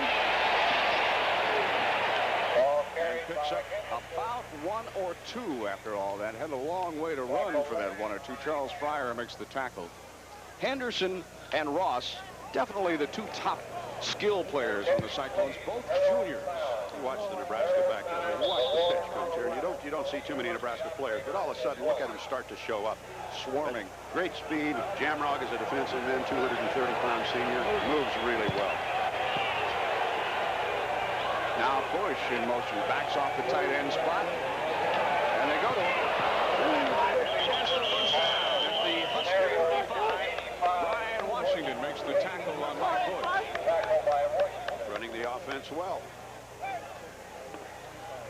A lot of times when you're down in the 2nd division of the conference like that, some good performances are overlooked. And I certainly hope that Ross and Henderson are not overlooked for Big 8 honors. You see Bush go by there in motion. You see the inside play. That sets the man. Number 38 there is right out of, taking that out of the play. Pass downfield to Bush. He's nailed pretty good by defensive back Brian Washington. Derek DeGennaro having an impressive afternoon. 82 yards in the air now, 5 of 7. This time, he is wrapped up by Jeff Jamrog, the defensive end, and dropped for a loss of 2. And you might wonder who is to block Jamrog. Well, nobody. That's one of the guys they kind of let go free. See him coming in right there now. The play works maybe like it's supposed to be. The pitch goes, but DeGennaro saw that there was no opportunity to go that way and tried to get what he could out of it. Second down and 12 at the 37. 9:38 to play in the 3rd. Scholing goes in motion. A rollout. DeGeneral time. And Dennis Ross takes it away from Nebraska. And DeGeneral is hit hard and is down. A great collection by Dennis Ross, who took it away from a Nebraska defender. This is just a great play by Dennis Ross. See Dennis go down, go by the one defender. Now DeGenero's in trouble. Now watch what the receivers do. Here's Ross trying to find a place into the Nebraska player's hands, and Ross just snaked it away from him. Blazek had it. Ross took it away, and DeGeneral is down. 6 of 8, 89 yards on the day, and the way things look, just perhaps shaken up. He'll have to come off for a play. So now Brett Sadek is having a conference with Jim Walden. Now you watch what happens here. You wonder why DeGeneral was a little bit slow getting up. You watch the bottom of the picture screen. DeGeneral looking, trying to find somebody, has good protection, throws it, and right there, boom. He's met head on and right on his back. Is that called ringing your bell? Broderick Thomas was the man that hit Derek DeGeneral, and I'm not so sure he didn't get a helmet right in the face. 3rd down and 4. It was not a first down.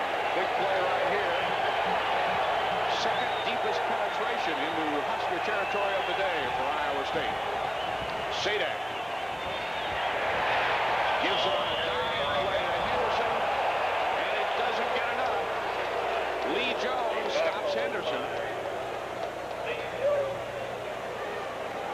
Iowa State 3 of 9 on 3rd down conversions, and Jeff Shudak will go in. He'll try one at just 34 yards. It's just that right that. Let's make it 44 yards. 44, 34. And that tee has to be back about 6 inches, and it'd be a 45-yarder. Derek DeGeneral comes back in the hole. This one is straightaway center and with the wind. Shudak's longest on the year, 50 yards. The kick is up. It is long enough. It's good. So the Huskers will not shut out Iowa State today.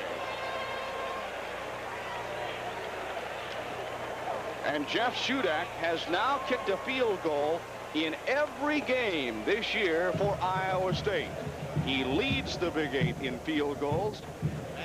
And as a matter of fact, he is officially 15 of 19 on the year now. 44-yard field goal. I think that's what his 15th of the year, and I think that ties a record.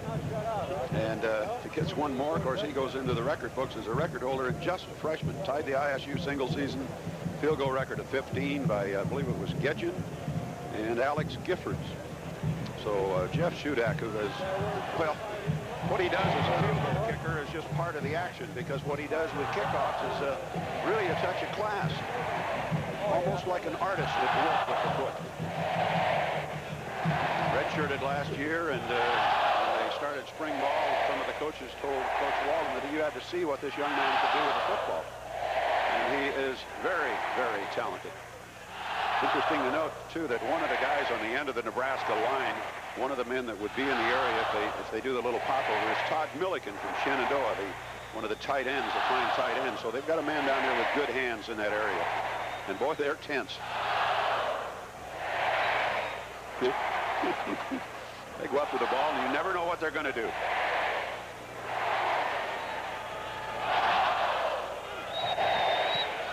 With the wind, they'll try for position. Deep into the right corner. Taken by Brinson at the 5. Changes directions. And he just runs one side of the 5. And then it's back out of bounds at the 25. He's ridden out of bounds by Anthony Benson. And Jeff Dole. A lot of running for not much yardage, but Brinson with great speed. Iowa State scoring drive, 11 plays, 82 yards. Jeff Shudak with a 45-yard field goal. And there's the score. We have 8 minutes, 9 seconds left to play in the 3rd quarter. For the Huskers, and they're not going to change a thing. The first team still in there. Taylor on the option. Caught from behind. Randy Byrne drags him down along with Anthony Hoskins, but they do have a first down on the play. His play looks a little bit like the wishbone in action, like Oklahoma runs it. You just go down the line and start looking. The fifth man's covered. You kind of wait till somebody blocks and see where you can run through. You watch this. Goes down the line, turns upfield, and gets a hand on the jersey, but that's not enough to stop a good back. I'll tell you what, everybody's wondering what's going to happen when Nebraska meets Oklahoma. Oklahoma practices against that option every day, and I don't know if that option's going to be that effective. It'll have to be more power football on that occasion for Nebraska. Dabney makes the stop on Jones after a gain of about 6. They may practice against it, but you're running against a different team than you would be against Oklahoma. And things look a little bit different. They do it out of different formations. So the speed is there. I don't think they're quite as fast overall as Oklahoma, but where they need the speed, it's outstanding. I think that the big thing Nebraska or Oklahoma has going is that they get about equal production out of all 3 backs. 76 yards for Taylor on the afternoon. Slot right. Option to the right side. Taylor decides to keep it.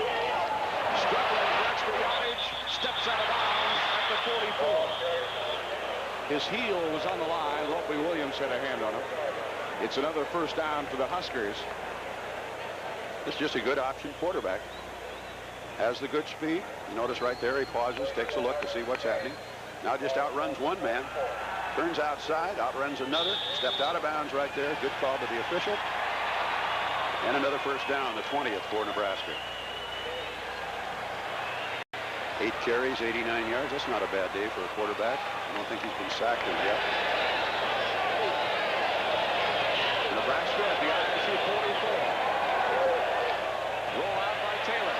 He's going to keep it again. And he's tripped up as he crosses the 40. Falls forward to about the 36. Charlie Bondra tripped him up.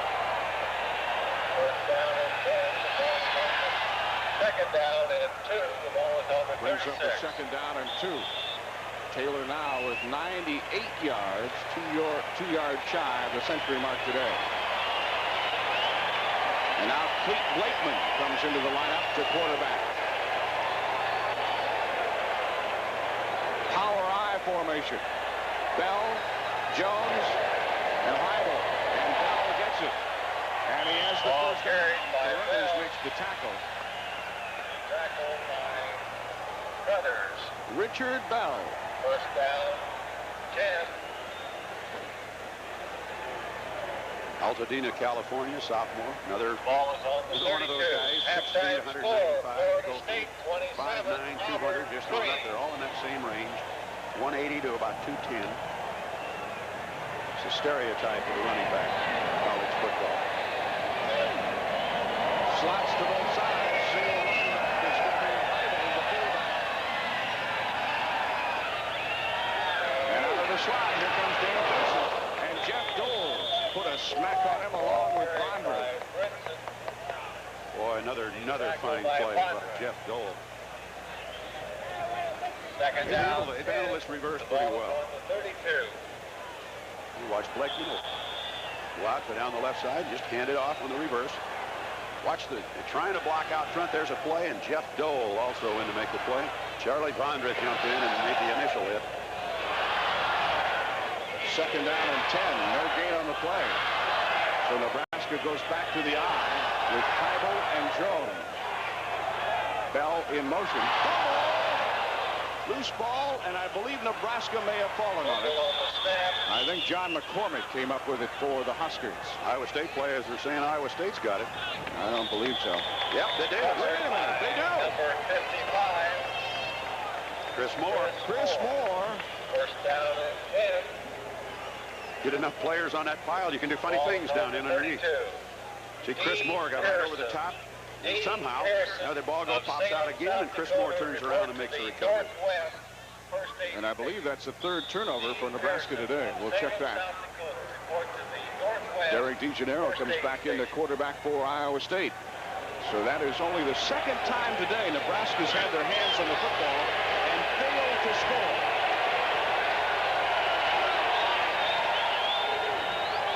Turnovers are equal at 4. Henderson.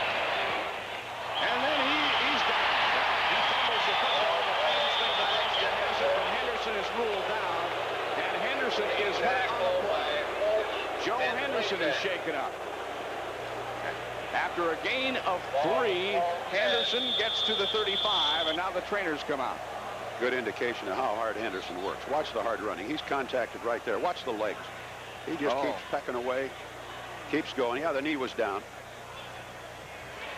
Boy, he got his bell rung. He's shaking up. He got a helmet right on helmet. Frank Randall, the trainer, asking him the critical questions. What town are you in? Where are you? What day is it? What's your number? Here's an interesting statistic. Nebraska this season has averaged Second down and 7. allowed 68 yards rushing per opponent. Joe Henderson already has 66 by himself. Play action fake. DeGennaro's getting the rush. And I believe it's incomplete. It took a hop, skip, and a jump into the hands of Dennis Ross, and DeGennaro is lucky to get that one off. Like DeGennaro might have tripped over a lineman or over one of the running backs, but he kind of lost his footing just momentarily. You watch coming out. No, didn't either. Just made the full pivot. It makes a good move to get rid of the football. Third down, 7. I want to have interception written all over it. Dennis Ross made a good acting job, trying to get the official convinced that he caught it, but it's very definitely bounced. Third down and 7 for Iowa State at their own 35. Big play. Quick out to the sideline. First down, Tom Schulding. Catches it and knew exactly where the sticks were and then dove forward. Lorenzo Hicks dropped him. And a man is down again, and it's DeGennaro. First down and 10. I don't understand, why they let that go by. The guy was airborne, and DeGennaro had thrown the football. Tom Schulding, first catch of the day. And DeGennaro is down. No, it's not DeGennaro. It's not DeGennaro. Number 79, Dave Martin. DeGennaro's number 19. Martin, number 79. And from as high up as we are, sometimes it looks like 1s or 7s and vice versa. Well, you can see the 7, you see the 9, and it's a little difficult to see what it was, and he was down in the area where DeGennaro was. And it looks like an ankle or a knee. The meet begins at 7 p.m. Fans bringing their tickets you don't like to see. No, not at all. Football game will get in for just don't like to see any injury, but I hate to see the possibility of a knee injury. Dave Martin, 286-pound sophomore out of Williams Bay, Wisconsin, and really going to develop into a really fine offensive lineman. He's a good one now, but with the coaching he's getting and the work with his team and so forth, they're going to get better. Well, we have 4:22 to go in the third. Timeout momentarily. We'll be back here to Lincoln in just a moment. Nobody sells Nissans for less than King Nissan, #1 in sales, and now with the world's largest Nissan showroom service and parts facilities. Nobody sells Nissans for less and offers up to $1,000 savings on Sentras, savings up to $2,000 on Maximas, Stanzas, and 200 SXs, save up to $4,000 on new ZXs, and special 2.9% financing on trucks. At King Nissan, drive home a new Sentra with payments as low as $100 per month. Nobody sells Nissans for less than Ray Harris' new King Nissan, home of king-size discounts, 5757 West 2 East, still in Niles. Sports Vision celebrates Thanksgiving with 2 extraordinary days of complete coverage of the IHSA State Football Finals. On Friday, November 27th, catch live coverage beginning at 10 of the Class 1A, 2A, and 3A State Final games. Then Saturday morning at 9:30, Class 4A finalist battle, followed at noon by live coverage of the Class 5A and 6A championships. Catch every second of the IHSA State Football Championships live exclusively on Sports Vision. First and 10, Iowa State at their own 45, thanks to a Tom Schulding reception. Schulding in motion on this play. The rush gets it out, and it is dropped. Incomplete. It was intended for Sly Nickerson coming out of the backfield. Sylvester Nickerson, a sophomore, 5'10", 201-pounder. And again, DeGennaro running for his life. It's one of those plays that DeGennaro just did an excellent job to get rid of the football. He's pursued quite heavily. You watch right here. Number 80 comes out, and DeGennaro going the wrong way. Nickerson had a hand on it, but couldn't hold it. Probably doesn't make much difference. Second down and 10 at the 45. Single back set. 3 wide receivers for Iowa State. Blitz coming. DeGennaro walks it up for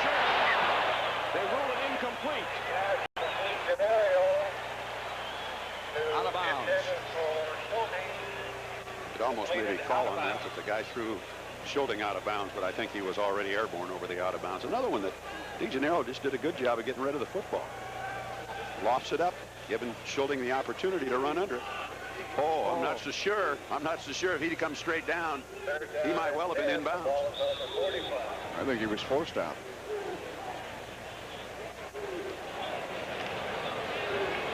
Well, the blitz was definitely coming there, and it will be definitely coming again on this play. 3rd and 10, and Iowa State 4th and 10 in third down conversion. Trips again. Draw play. Jones, not nearly enough. Mike Murray, the substitute nose guard, makes the tackle on Edwin Jones, who gets only about 3 or 4 yards. And now it's punting time for Iowa State. 4th and 7. Or is it? DeGennaro and Judge Johnston having a little conference there on the right of your screen. DeGennaro is the up back. There is a deep back downfield, and it's going to be Rod Smith. All the Iowa State players up on the sideline to see what's going to happen. You never know. And this is a interesting sideline to the Iowa State offense. Only it's more than a sideline. This time it's a punt. A spiral that Smith takes at the 15. To the 30. A quick return. Not much hang time there. That was sort of a line drive punt. And Rod Smith sets Nebraska up in pretty good position. Next Saturday, don't forget, Cyclone Stadium in Jack Trice Field is where we'll be. Iowa State will play host to the Kansas State Wildcats. And that should be an interesting ball game. And certainly a ball game that Iowa State could very well win. 2 minutes, 57 seconds to play in the third. Blakeman, the quarterback, on the outside. He'll keep it. Turns upfield, has close to first down yardage. Charlie Vondra makes the stop. And it should be a first down, depending on the spot. I have that as the 22nd first down. If it is for Nebraska, it is. They've moved the football well. Their offensive line is the whole key to it. Nebraska has 461 yards on the ground today. First down. From the 41.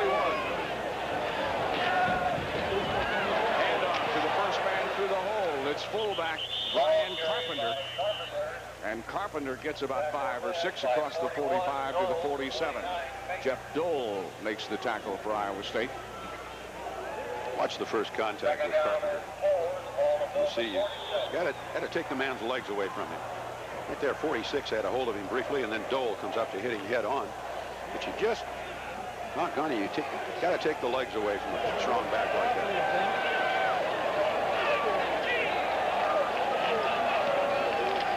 The pitch back. And this time Nebraska is stopped short.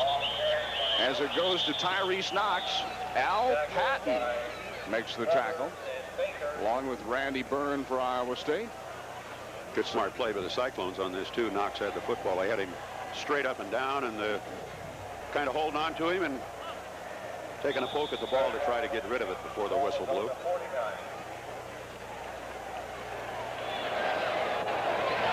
And as the blue skies have disappeared here in Lincoln, the temperatures have begun to fall.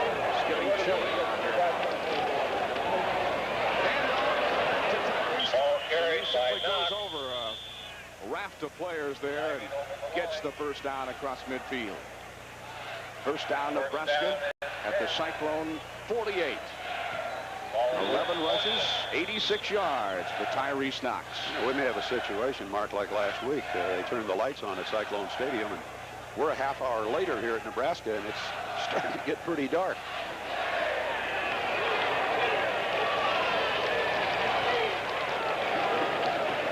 Play action fake. Blakeman going airborne. Who turned away from a defender and then simply lost his footing. Ray Carruthers over there to cover. And a gain of about 5 brings up 2nd and 5.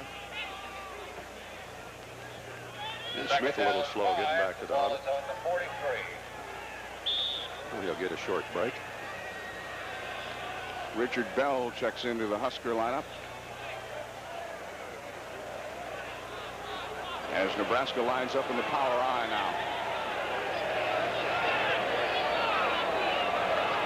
Bell in motion. First down, Blakeman. Ball carried by Blakeman. Carruthers with the tackle. Tackle by Brothers and Shane. Carpenter, the fullback, out front blocking. The I-back out front blocking. Everybody helping out. Ball is on the 36. That may be the last play of the third quarter. The clock now starts with 10 seconds remaining.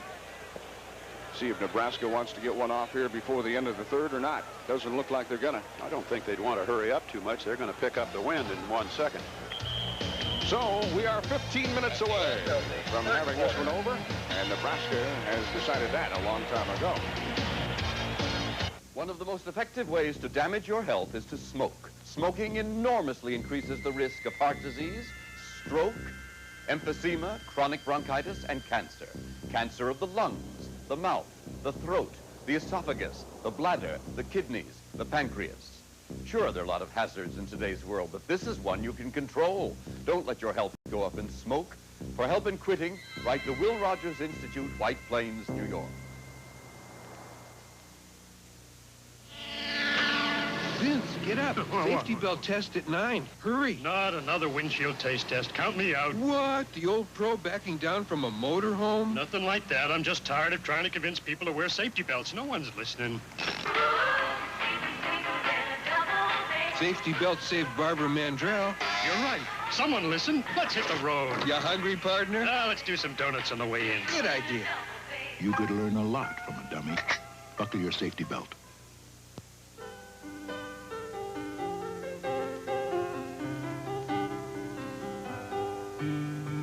There are people who say Americans don't build things the way we used to. That our products are victims of planned obsolescence, workers who don't care, and managers who have given up. Now there's a product that should put an end to that kind of talk. The Mega Truck from Ruan. To build it, Ruan created a task force of the best automotive minds in America. And we asked them to give us their best, to design and build parts that perform better and last longer than any others. The result is a truck so well engineered and so well built that it will actually run 1,000,000 miles. The Mega Truck, 1,000,000 miles or more from America's best.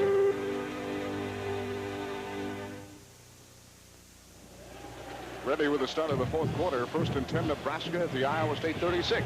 While we have time, we're looking at Tom Osborne.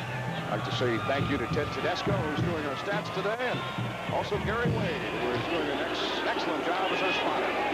Play action fake, and Blakeman going for the touchdown. Intended for Rod Smith, and broken up very nicely down there by Ray Carruthers. Good job by Carruthers. Going for the football, and Nebraska fans a little bit worked up over just good defensive play.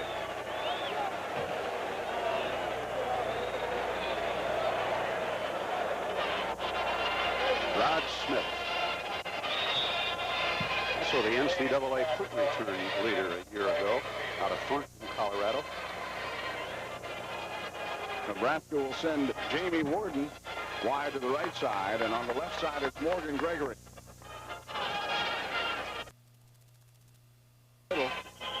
And he is met head-on by Charlie Bondra after a gain of only 1. So a big third down for Nebraska now. 3rd down and 9. Cyclone defensive unit has just done some amazing things. This is the number 2 ranked team in the country, and I'll grant you they do have 35 points. But you have to look, Cyclones are basically realistically outmanned, and they just keep hanging in there.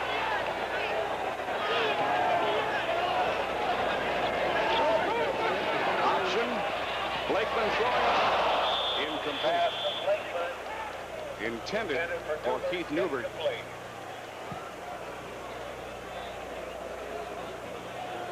Blakeman ceremoniously dumped by Don Edwards after the pass. 1 for 4. He came into the game completing 67% of his passes. Not having a good day. Dr. Joe Ott for the University. I think Nebraska's going to go for it. 4th and 9. Well, they haven't punted today. They don't want to wear their kicker out. 4th down 9. Ball on the 35. Rod Smith back in the lineup now. Split to the near side. Blakeman. Sacked by Tom Stoliak. A Nebraska player nailing another Nebraska player. Tom Stoliak from Omaha really puts the smack on Blakeman. Watch Stoniak come from the backside, and this is a tribute to the defensive players. Well, the ball was loose there before he hit the ground. That could well have been a recovery. The Cyclones do come up with it, though. 4th down play. That's their own 40-yard line. Good field position. In there at running backs now for Iowa State. Edwin Jones and Sylvester Nickerson. So Henderson must still be shaken up.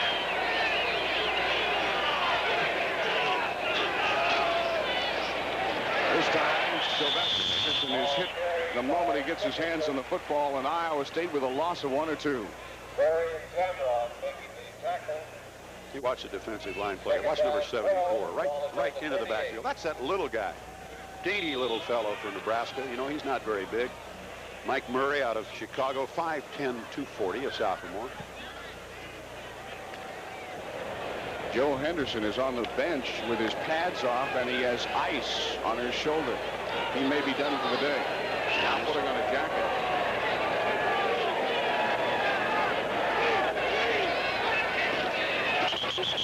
The counter to Nickerson, false start, Iowa State. Left guard jumped off there way too quick. Out ahead of the play, and he was eager. I think his responsibility on the play was to block a linebacker, and he was going to get him. So instead of 2nd and 12, it brings up a 2nd and 17. Dead ball. Watch the left guard. Watch him. Trent Van Heusen out of Newton. Boom, there he goes. Just a split second, but quick eyes of the officials caught that. The yellow flag wanted to jump out.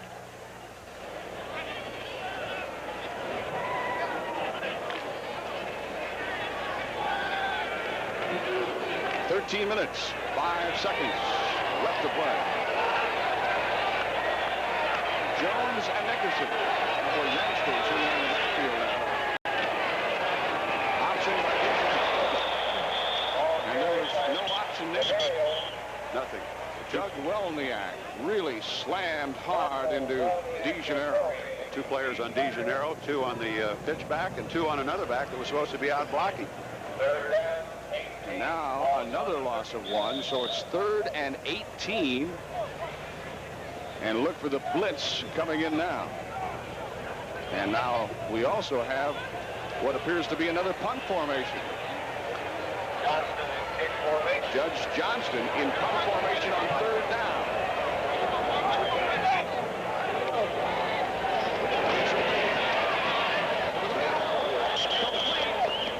But far from a first down.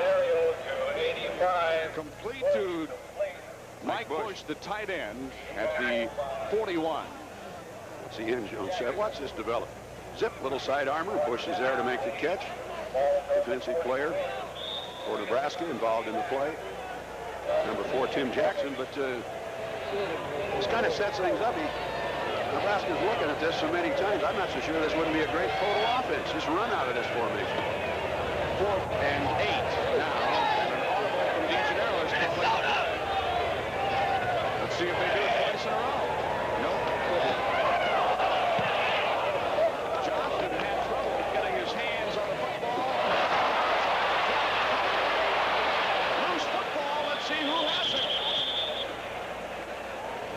Rod Smith dropped the punt, but then Nebraska recovers at their own 3. And you can see right there, the man that recovers it for the Huskers is Tim Jackson, number 4. 54-yard punt. Good punt against the wind. Fair catch signal for him. The guy just wasn't back there far enough.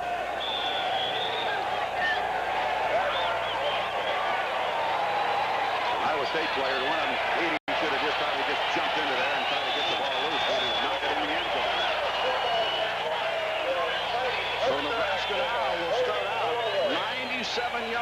yards away from the end zone. Cleet Layton on to direct the Huskers. Only 1 of 4 today in the passing department. They had a 99-yard drive, remember, in the first half. And there was about a 63-yard run by Keith Jones that set up the touchdown. Nebraska, the Iowa State defense in this last 10 minutes or so, I think, has just played extremely well. Just done an excellent job. Well, we'll have more. Nebraska leading Cyclones 35-3. Be back in a moment. The new Cavalier Z24 is one of the most practical cars around.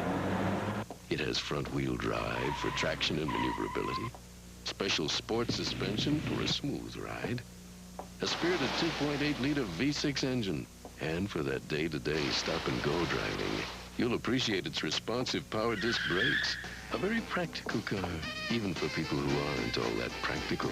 Cavalier Z24. Go with the driving force. This is Brian Nordquist inviting you to join me each week for Sports Quest, the weekly half-hour sports magazine show covering all sports. From the amateurs to the pros, we'll go behind the scenes. And coming up on our next edition of Sports Quest, we'll take you to the Chicago Bulls camp where you'll meet their conditioning expert, Al Vermeil, and DePaul head basketball coach, Joey Meyer. Catch Sports Quest each week only on Sports Vision, Chicago's winners on cable. We asked people what they like about television. My cable. It's easy to use, and it gives me information I can use. My cable, exclusive Sunday night NFL football. My cable, with the hottest new movies and movie stars. My cable, it's got fun shows and stuff just for kids. Hometown Chicago sports action. Oh, my very favorite shows. After school fun every day. Movie classics and movie stars. If there's not enough to like on your television, it's time for you to say, cable me. Cable me. Cable me. 1-800-CABLE-ME. For great reception and the best in television entertainment, call 1-800-CABLE-ME. Basic cable costs less than you think, less than 50 cents a day. 1-800-CABLE-ME. See what you've been missing. Television's best is on cable.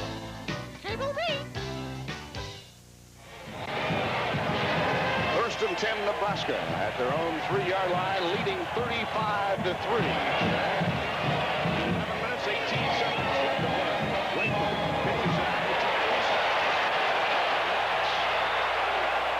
Takes a hard knock from Tim Baker, but he gets it out all the way to the 20. A 17-yard gain. Watch the linebacker now go across the side. Chris Moore will move across with the play.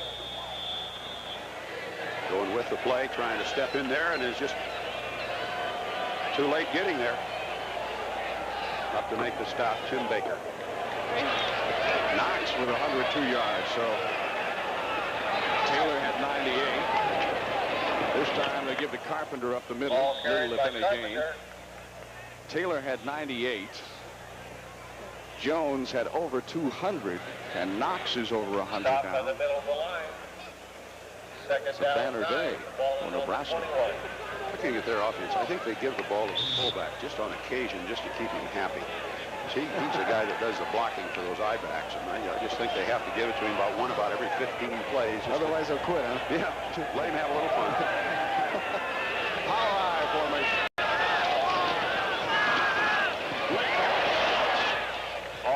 He is stopped short of the first down. Stopped by Mark Foley. And Foley may be shaken up right there. You can see that he's getting up a little slowly. A bit dazed, maybe. The ball is on for 28. Brings up 3rd down and 2. 502 yards rushing for Nebraska.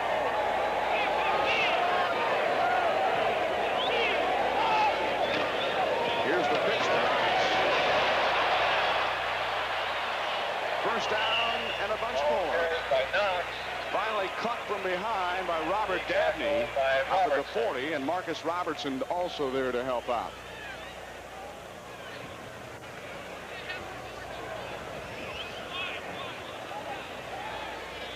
Knox with just great speed, and that's just, as they gave us a depth chart, that was just their third team high back. I mean, they listed Ken Clark ahead of him. The ball is on the 41.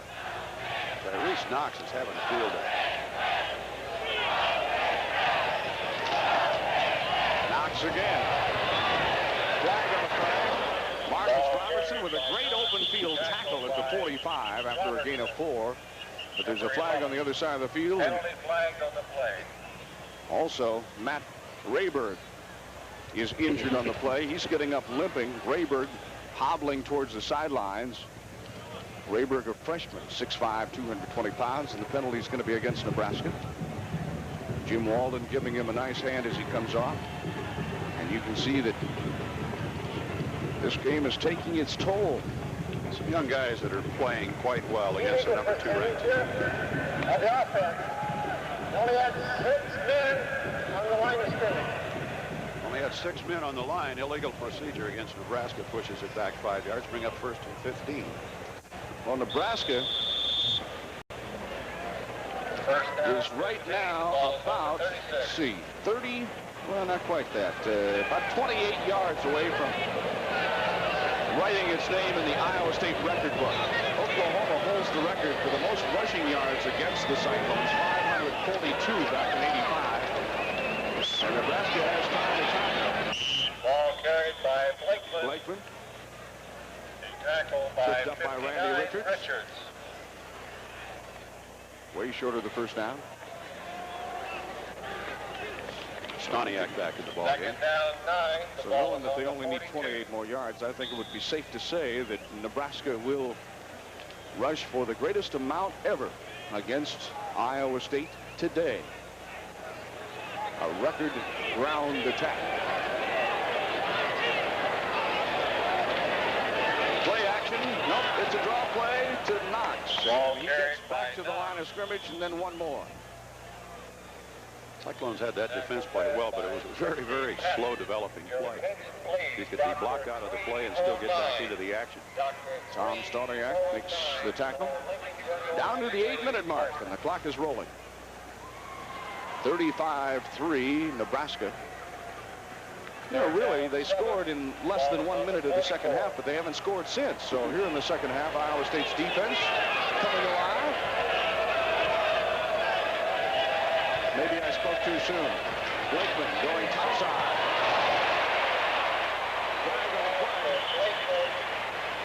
But it is complete anyway to Rod Smith. Lopey Williams right there to cover him.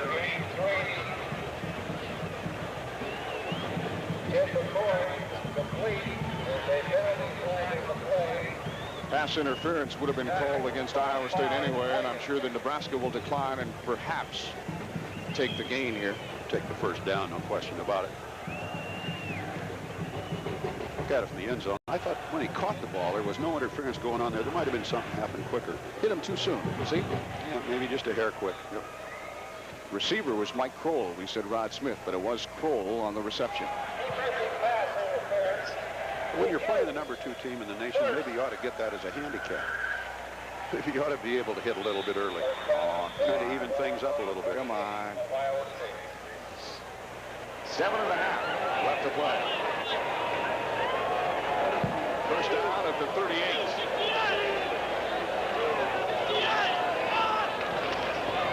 And off immediately to the fullback, Sam Schmidt. Randy Burton makes a tackle. Tell you what, broadcasting a game against Nebraska is a nightmare because you've got 250 players you got to keep track of. Well, I'll say this, that if you maybe you ought to come over and do the Oklahoma game and see. Maybe there wouldn't be quite as many that'll play. There might go a couple deep. Well, there we are, way up on top of the press box. Somewhere, enjoying the fresh outdoors. Here's Schmidt again. He's got the first down. You know, Jim Walden had a very humorous statement. He says, I wish we were playing Nebraska at home. Then they could only bring like 50, 60 players. He says, over here, you know, they've got 125 players dressed for the game. And he says, by the time they get to the 4th and 15, they're like slobbering dogs, he called them. Coming in there saying, boy, if I rush for 100 yards, I might get to start. So Everybody got a chuckle out of that. First down's 27-11. And they're starting to run into substitutes now in Groves. Godowski is the quarterback. Here's the pitch. Jeff Dole stops him short. Cartier Walker gets the pitch from Godowski. Tackled by Dole. Second down, 4. It's going to bring up second down and 4 at the 21. Maybe we spoke too soon. We said Nebraska hasn't scored but once here in the second half, and they're knocking on the door again. Shouldn't have said anything, huh? Well, you never know. A lot of funny things happen. They put the ball on the ground sometimes. This time they Smith. Down to the 4. And that is a new rushing record against Iowa State. With that carry, Nebraska has definitely now gone into the record book as the team with the most rushing yardage ever in history against the Cyclones. We can't write it in the book yet. I didn't do it. No, it's not over yet. Not over yet. First and goal at the 4. Godowski. This time the handoff to the fullback right up the middle, who is Doug Dalton, and he's tripped up almost immediately by Al Patton. Gets maybe a yard down to the 3.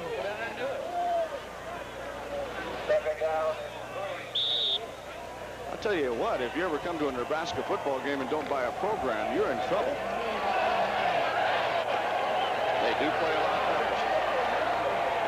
Jerry Godowski is the quarterback. And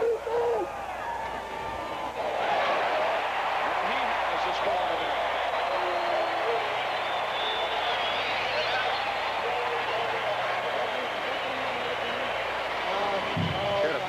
Godowski, pretty good-looking option quarterback. Makes a fake to the first man through. Sees the hole. You see the size of the hole right there. No problem. Just walk into the end zone, and Drennan will have a go at another one. Well, it won't be Drennan. They're going to even bring on a substitute place kicker, and it's Craig Schnitzler.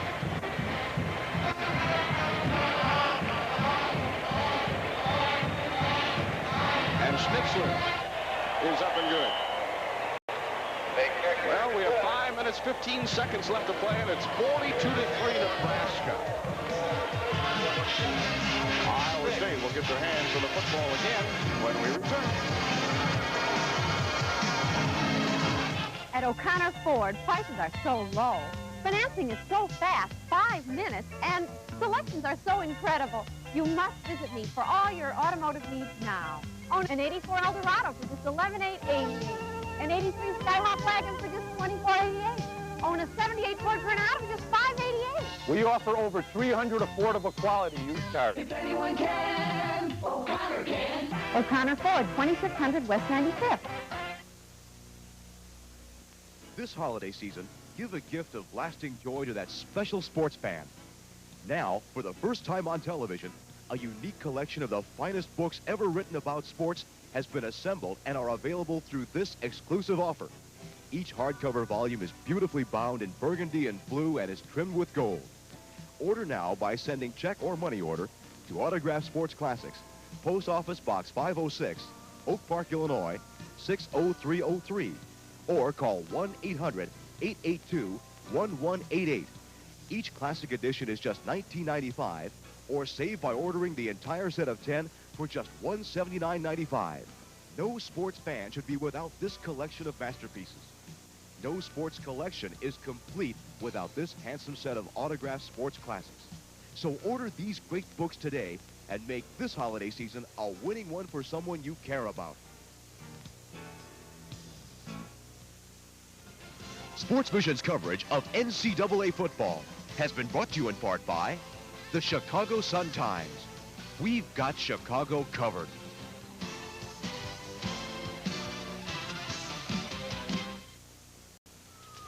As firefighters, we're committed to helping save lives. As parents, we hate to think what it would be like to lose a child in a fire. Give your family a chance to survive. Install smoke detectors and have a home fire escape plan. 5 minutes. minutes, 15 seconds left to play here at Memorial Stadium in Lincoln, Nebraska. And the last drive, 13 plays, 97 yards. 6 minutes, 3 seconds. Skidowski, 4-yard run for the TD. And even the third and fourth teamers are scoring now. And everybody says, well, is Tom Osborne running up the score? I don't think so. I think you got to give credit where credit is due. You know, it waits a long time to get in a ball game when you're a third or fourth teamer. Can't tell what the score is. Eddie Bridges is hammered at the 25. Let's see if he gets up from this. He was just really crushed by Dave Chelloa.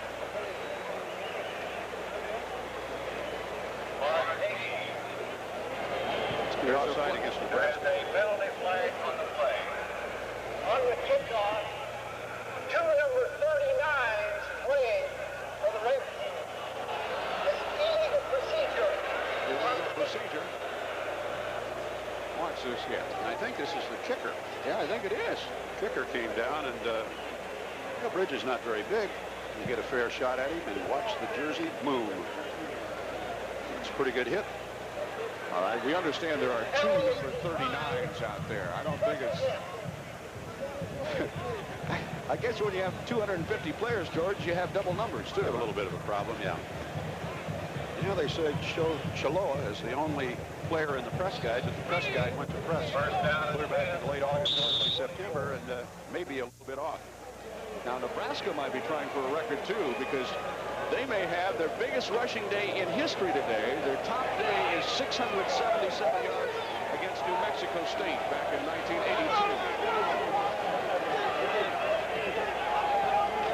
DeGennaro, watch the throw. In and out of the hands of Craig Mahoney, a freshman tight end. Pass was there.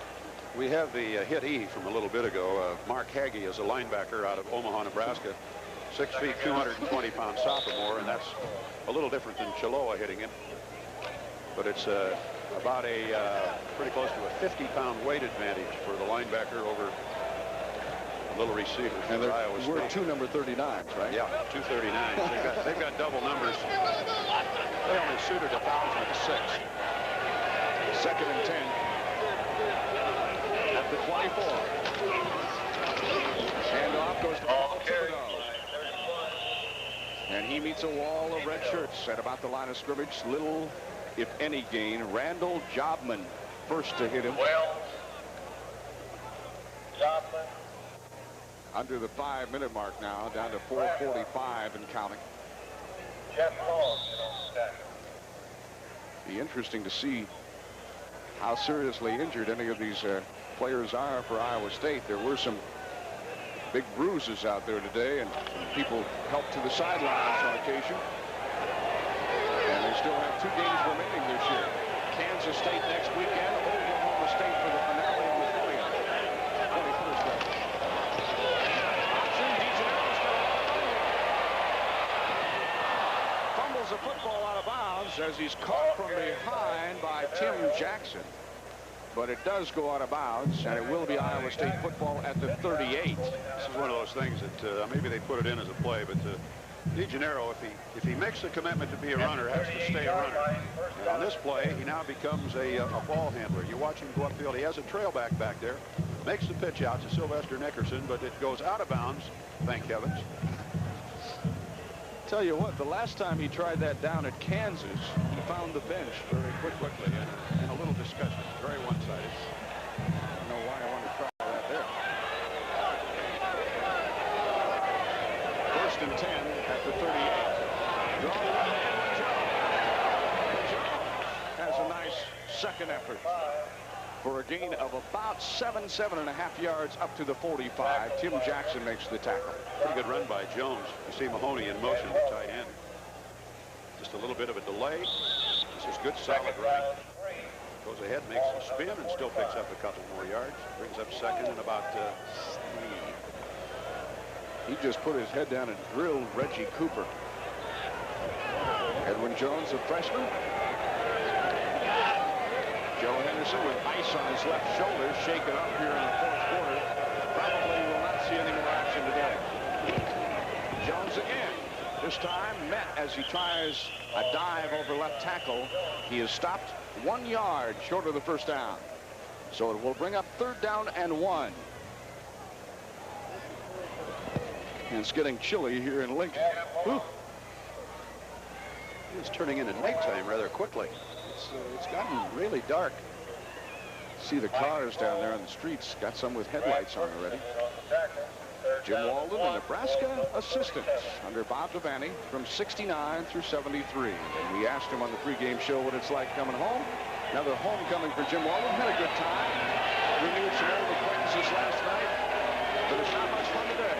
Quarterback sneak should have the first down. Needed to get across the 48, and I believe he did. As you leave the stadium, please walk safely. I don't know whether they're going to measure or not, but the officials were, they're going to take a look at it, I think. Oh, they're going to spot it short of the 48. And a big pileup you see right there. I guess maybe they knew exactly how far it was. But I don't think at this stage of the game that even if it's short that they're going to do anything but go for it. It's short. About 8 inches. 3rd down and inches to go. Ball is on the 48. There's get a kick out of it. They put the ball down and spot it. And then the center comes down and picks it up, turns it over, and adjusts it. Well, let's see, we got the kicking unit coming on. Or they, excuse me, we have the punt formation team coming on. John Glotfeldy split wide to the near side. Eddie Bridges wide to the far side. And Dennis Ross is lined up slot left. Lined up right behind tight end Mike Bush.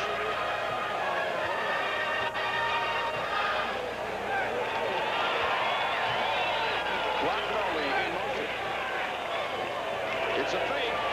He's out on the drop. He had it, but he fell down. Lost his footing. But it may be close enough to measure again. I doubt it. Oklahoma 29, Oklahoma State 10. Well, they had the running play all set up. Went extremely well. You see right here. Tried to make too sharp a cut. Slipped on the field. And Nebraska will have, they're going to measure, but I still think it's short. Yeah, no doubt. It's shorter than it was a yard before. now, yeah. Stops the clock with 2.5 minutes left to play. Nebraska football.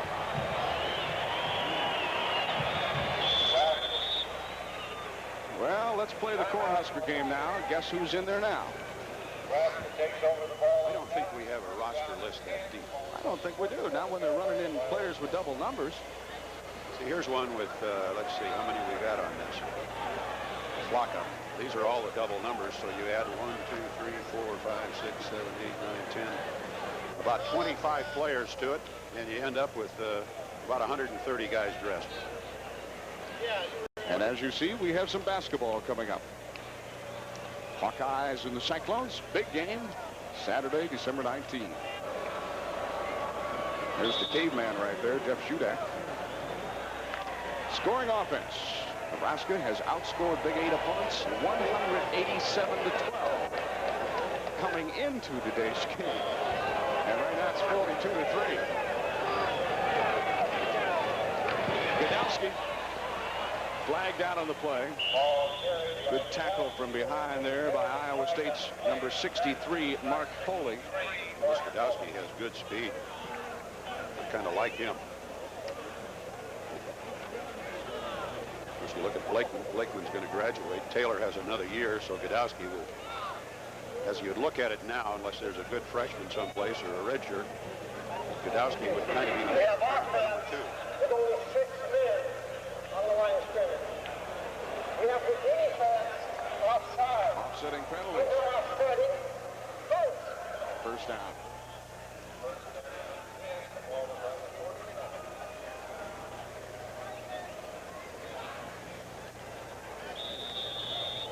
Well, the crowd's starting to dwindle down here now. 76,000 on hand, the 154th consecutive sellout. Nebraska This time they give right up the middle. Say this, the fans don't really favor anybody. When Oklahoma comes in here, they're going to have the same number of people as today. Barry Cottrell makes the carries the ball for about 5. And off, knocked a little bit off balance and dives and picks up a couple more yards. 563 yards rushing thus far for Nebraska.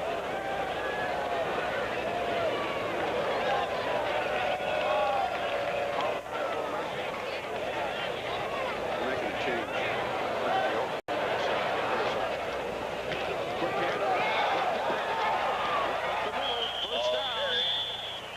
Right there, if he gets through the line, they block the linebacker. He has 10 yards, which is about what he got. Now this is interesting. The ball carrier is Brian Miller, and Miller is listed as a linebacker. Oh, wait a minute. Double numbers again, right? Double numbers. Tim Junk. Junk is a fullback out of Schuyler, Nebraska. Well, you want to try number 15 now? We've just got our 4th quarterback. You got 2 number 15s. Mike Preston is a 5'11", 165-pound sophomore out of Omaha, Nebraska. All right. And we got one our size. I tell you what, we've only got 1:04 left, so we're just going to say numbers. Now 15 is Preston. But do we say 15A or 15B? Well, Wendell Wooten is a safety. Wendell Wooten is a safety, so he would, unless they made some marvelous changes this week, he wouldn't be running the football. But it gives some guys that don't get the opportunity to play a chance. You know what, we have a moment here. Let's say some congratulations today, okay? In order. Got a new head coach here on the Cyclone Television Network. Robert Hellers, who has been our executive producer for many, many years, is now also the general manager of WOI-TV, which is the flagship station of the Cyclone Network. Congratulations, Robert. Dave Clare. Got that name right. Sure that wasn't Claire, that wasn't Bob Helmers into the line. I'm sorry, Robert, I didn't hear that.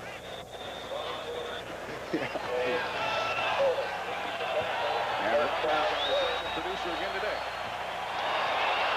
Nebraska would like to score in the last 1 minute. They're trying awful hard, but Iowa State's defense is rising to the occasion. Tim Jackson, number 4. We think that is Tim Jackson. Listed as a cornerback, but they also show a George Cola with an I-back, 5'10" out of Omaha. I bet you that's Georgia Cola.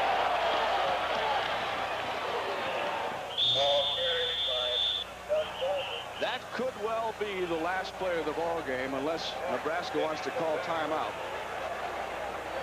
They're trying to hurry to get off another play, but it's down to 10 seconds. All these 4th-teamers want to score. Here are the slobbering dogs that Jim Walden talked about. Watch out! No. It's academic. This one is over. Thank goodness. Final score here in Lincoln, Nebraska. 42-3, the Huskers. Second-ranked team in the nation. Listen to Jim Walden saying, good luck. Good luck, baby. Next home game. Tom Osborne, a man of many words. Jim Walden out congratulating both coaches and players. And we'll have what Jim Walden has to say about today's game coming up right after this timeout. Jim Walden is brought to you by the ISU Achievement Foundation. The ISU Achievement Foundation, Iowa State University's principal private support organization, is proud to support Coach Jim Walden and the Cyclones. By Sesford Construction Company, LeGrand, Iowa, serving the state of Iowa with quality paving materials for over 20 years. And by Kent Feed. See your Kent Feed dealer. He's the man with the guarantee.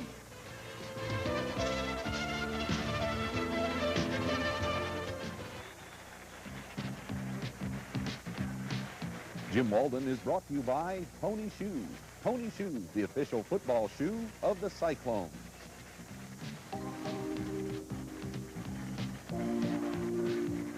By Kenworth. For all your needs, see Kenworth Mid-Iowa. Parts and service for all makes of heavy-duty trucks. New and used truck sales, parts and service. Kenworth is a step ahead, emphasizing quality first.